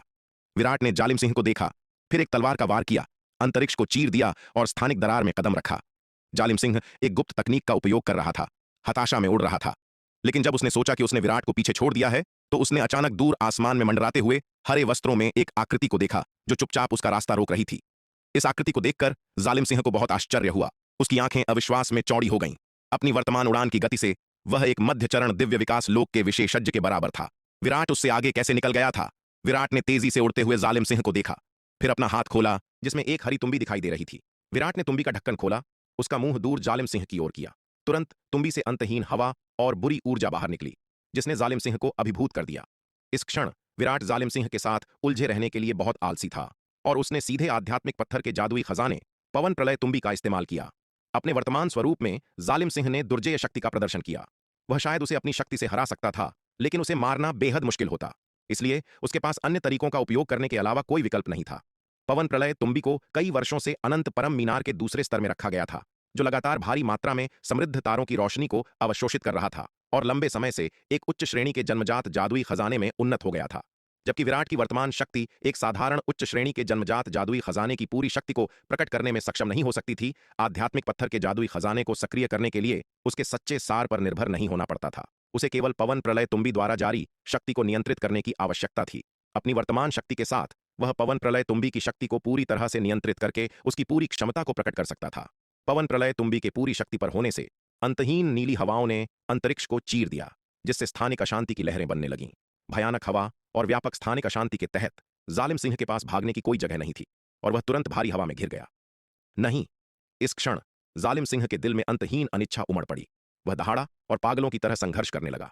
रक्त पिशाच संप्रदाय के युवा मास्टर के रूप में और कई आकस्मिक घटनाओं का सामना करने के बाद उसके आगे एक अंतहीन भविष्य था। वह इस तरह कैसे मर सकता है? लेकिन दुर्भाग्य से इस अंतहीन हवा की शक्ति बहुत भयानक थी और वह अपनी शक्ति से इसका विरोध नहीं कर सका। केवल एक पल के संघर्ष के बाद जालिम सिंह के विशाल शरीर को अंतहीन हवा ने टुकड़ों में फाड़ दिया। रक्त पिशाच संप्रदाय का चालाक युवा मास्टर जालिम सिंह अंततः इस क्षण पूरी तरह से नष्ट हो गया। जैसे ही जालिम सिंह को भयानक हवा से टुकड़ों में फाड़ दिया गया, विराट के पास एक नीली छाया कौंधी और अनंत परम मीनार से एक नन्ही चिड़िया उड़कर बाहर आई। विराट, तुम अभी किससे लड़ रहे थे? नन्ही चिड़िया ने विराट की ओर देखते हुए पूछा। जब विराट ने अनंत परम मीनार के दूसरे स्तर से पवन प्रलय तुम्बी निकाली थी तो इसने वहां साधना कर रही नन्ही चिड़िया को चौंका दिया था। उत्सुक होकर यह देखने के लिए बाहर भाग आई कि क्या हो रहा है। यह जानना चाहती थी कि विराट किससे लड़ रहा है और उसे पवन प्रलय तुम्बी का उपयोग करने की आवश्यकता क्यों पड़ी। नन्ही चिड़िया विराट की शक्ति के बारे में बहुत स्पष्ट थी।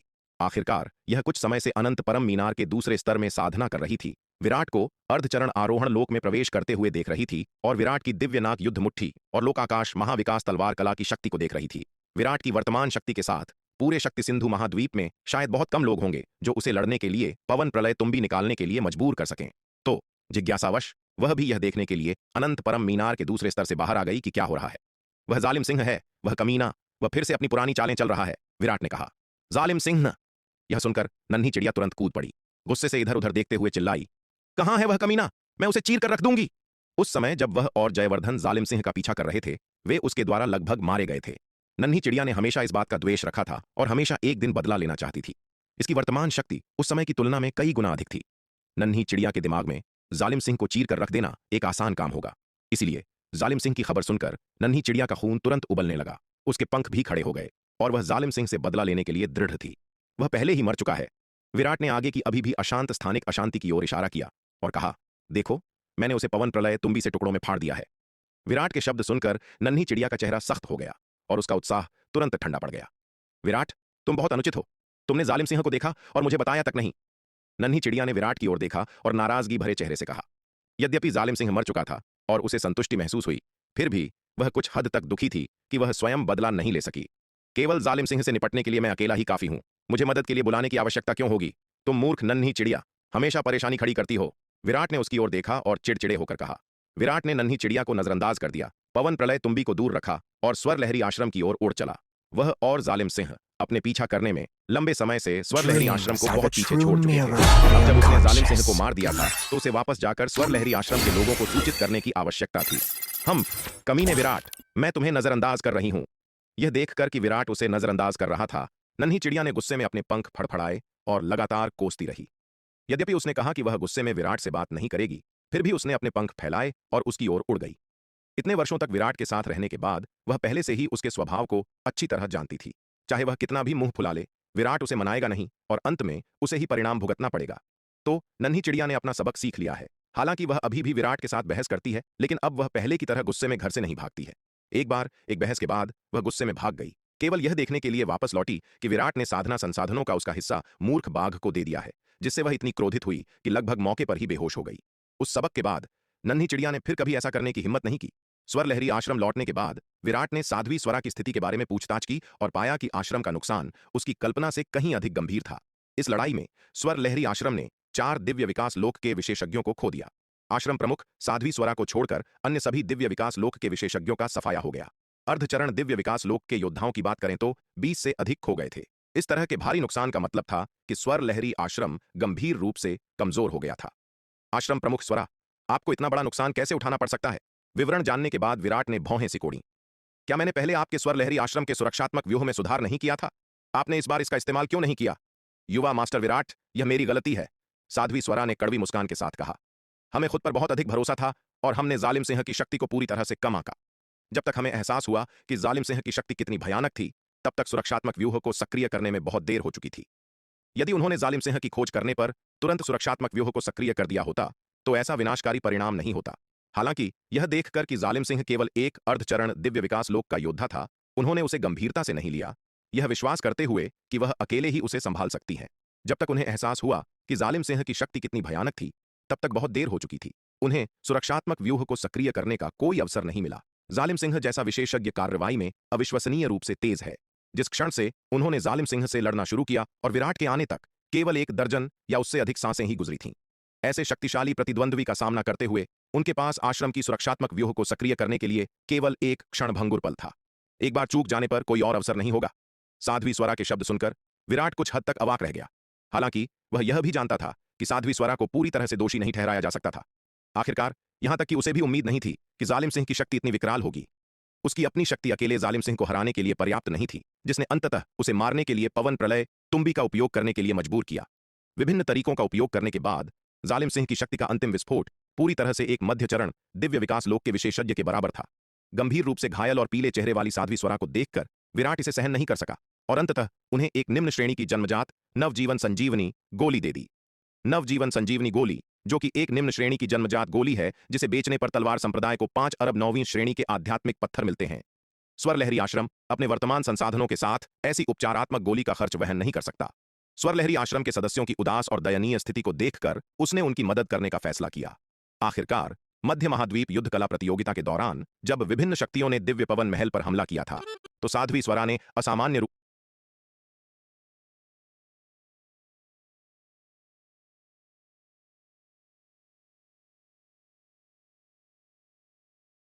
से महल के पक्ष में बात की थी।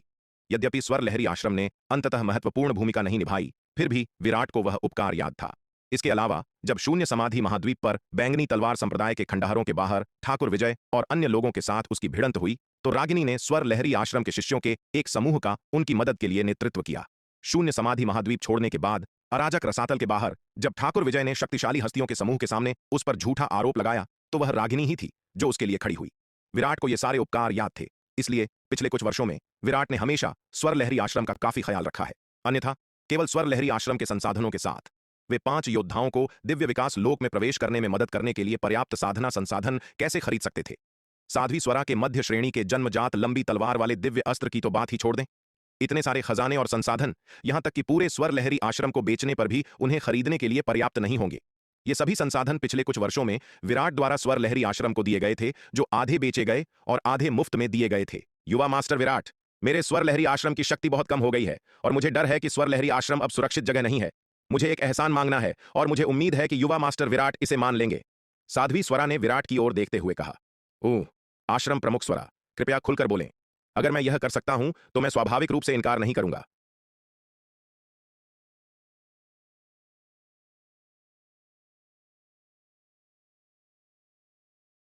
विराट ने कुछ पल विचार करने के बाद कहा। स्वर लहरी आश्रम के सभी सदस्यों में से मुझे केवल रागिनी की चिंता है। युवा मास्टर विराट, क्या आप रागिनी को अपने साथ रहने की अनुमति दे सकते हैं? भले ही वह आपको चाय पानी परोसने के लिए हो या एक दासी के रूप में हो, वह भी ठीक रहेगा। साध्वी स्वरा ने उम्मीद भरे भाव के साथ विराट से कहा। इस लड़ाई के बाद स्वर लहरी आश्रम गंभीर रूप से कमजोर हो गया था। आश्रम शक्ति सिंधु महाद्वीप पर खड़ा रह सकता था या नहीं, यह विराट के समर्थन पर निर्भर करता था। यद्यपि विराट ने रागिनी को अपनी उपपत्नी बनने देने से कई बार इनकार कर दिया था, लेकिन साध्वी स्वरा डटी रहीं। शक्ति सिंधु महाद्वीप पर अपना अस्तित्व बनाए रखने के लिए स्वर लहरी आश्रम के लिए यही एकमात्र उम्मीद थी। पूरा शक्ति सिंधु महाद्वीप उथल पुथल में था और आने वाला युग शक्तिशाली शक्तियों के बीच भयंकर प्रतिस्पर्धा का होगा। पर्याप्त शक्ति के बिना कोई भी इस युग की लहरों में आसानी से बह जाएगा। स्वर लहरी आश्रम पर जालिम सिंह के हमले ने साध्वी स्वरा को इस बात का और भी अधिक एहसास करा दिया था। इसलिए चाहे कुछ भी हो, किसी भी कीमत पर उन्हें स्वर लहरी आश्रम के लिए एक समर्थक खोजना पड़ा ताकि यह अस्तित्व में बना रह सके। दुर्भाग्य से विराट कोई कामुक व्यक्ति नहीं था, अन्यथा वह स्वयं को उसे सौंपने को तैयार हो जाती। साध्वी स्वरा के शब्द सुनकर विराट का चेहरा सख्त हो गया। आश्रम प्रमुख स्वरा मजाक कर रही है। गरिमामयी स्वर लहरी आश्रम की युवा स्वामिनी के रूप में रागिनी चाय परोसने वाली दासी बनने के लिए खुद को कैसे नीचा कर सकती हैं? इसके अलावा रागिनी ऐसा काम नहीं करना चाहेंगी। विराट ने जबरन मुस्कान दी और जल्दी से मना कर दिया। युवा मास्टर विराट, मैं तैयार हूं। इस क्षण रागिनी ने अचानक अपना सिर उठाया। उनकी सुंदर आंखें विराट पर टिकी थीं। उनकी नजर दृढ़ थी। वह स्वर लहरी आश्रम के सामने मौजूद वर्तमान स्थिति को समझ रही थीं और इस क्षण वह अब शर्मीली होने का जोखिम नहीं उठा सकती थीं। पहले लड़कियों वाले संकोच और शर्म के कारण उन्होंने हमेशा साध्वी स्वरा को निर्णय लेने दिया था, कभी भी बोलने की हिम्मत नहीं की। लेकिन इस क्षण वह अब नहीं झिझकी। एक दृढ़ नजर से विराट को देखा। यदि उनके प्रेम का पात्र कोई और होता तो आश्रम के हितों के लिए भी रागिनी अपनी पवित्रता का बलिदान करने को तैयार नहीं होती। लेकिन जब बात विराट की थी तो रागिनी 100 गुना अधिक तैयार थीं, क्योंकि वह पहले से ही उसके साथ गहरे प्यार में थीं। वर्तमान शक्ति सिंधु महाद्वीप में कोई विराट से अधिक उत्कृष्ट दूसरा युवक कहां पा सकता है? रागिनी के शब्द सुनकर विराट का चेहरा फिर से सख्त हो गया। रागिनी मजाक कर रही हैं। विराट के होंठ फड़के। उसने जबरन मुस्कान दी। उसने शायद स्वर लहरी आश्रम की देखभाल की होगी, लेकिन रागिनी को अपनी उपपत्नी के रूप में स्वीकार करना असंभव था। उसके पास पहले से ही निपटने के लिए अपने आसपास पर्याप्त महिलाएं थीं। वह अन्य रोमांटिक उलझनों में शामिल होकर अपने लिए और अधिक परेशानी खड़ी नहीं करना चाहता था। युवा मास्टर विराट, मैं मजाक नहीं कर रही हूं, मैं गंभीर हूं। रागिनी ने अपने गुलाबी होंठ काटे दृढ़ नजर से विराट की ओर देखा। ओह, सब लोग, मुझे अभी याद आया, मुझे कुछ जरूरी काम निपटाने हैं, इसलिए मैं पहले जाऊंगा। इस स्थिति का सामना करते हुए विराट और अधिक नहीं रुक सकता था। उसने एक लंगड़ा बहाना बनाया और जल्दी से निकल गया। हालांकि जाने से पहले उसने साध्वी स्वरा को एक भंडारण जादुई वस्तु और काफी मात्रा में खजाने और संसाधन दिए। वास्तव में विराट साध्वी स्वरा के विचारों के बारे में बहुत स्पष्ट था। शक्ति सिंधु महाद्वीप पर वर्तमान स्थिति को देखते हुए यह कोई आश्चर्य नहीं था कि साध्वी स्वरा को संकट की इतनी तत्काल भावना महसूस हुई। यदि उसने साध्वी स्वरा को सुरक्षा की कोई भावना नहीं दी तो कौन जानता है कि वह किस तरह की परेशानी खड़ी कर सकती है। वह रागिनी को लेकर उसे खोजने के लिए कई बार दक्षिणी महाद्वीप जा चुकी थीं, जिससे निहारिका, शालिनी, यामिनी और अन्य पहले से ही कुछ हद तक ईर्ष्यालु हो गई थीं। यदि वह कुछ कठोर उपायों का सहारा लेती हैं तो वह नहीं जानता था कि वह उसके लिए कितना सिरदर्द बनेंगी। भविष्य में खुद को कुछ परेशानी से बचाने के लिए विराट ने आगे की परेशानी से बचने के लिए पैसे खर्च करने और स्वर लहरी आश्रम में कुछ खजाने और संसाधन भेजने का फैसला किया। बहरहाल उसकी वर्तमान संपत्ति के साथ स्वर लहरी आश्रम को खजाने और संसाधनों की इतनी छोटी मात्रा देना उसके लिए समुद्र में एक बूंद के समान है। साध्वी स्वरा ने विराट की भागती हुई आकृति को देखा। उनकी आंखों में एक जटिल और असहाय भाव दिखाई दिया। उन्होंने अपने हाथ में भंडारण जादुई वस्तु उठाई और अपनी दिव्य चेतना से इसकी जांच की। भंडारण जादुई वस्तु के अंदर खजाने और संसाधनों की एक विशाल मात्रा थी, जिसमें विभिन्न अविश्वसनीय रूप से चमत्कारिक गोलियां और विभिन्न जादुई खजाने और ताबीज शामिल थे। ये खजाने और संसाधन स्वर लहरी आश्रम के लिए एक आश्चर्यजनक संपत्ति थे। इन खजानों और संसाधनों के साथ स्वर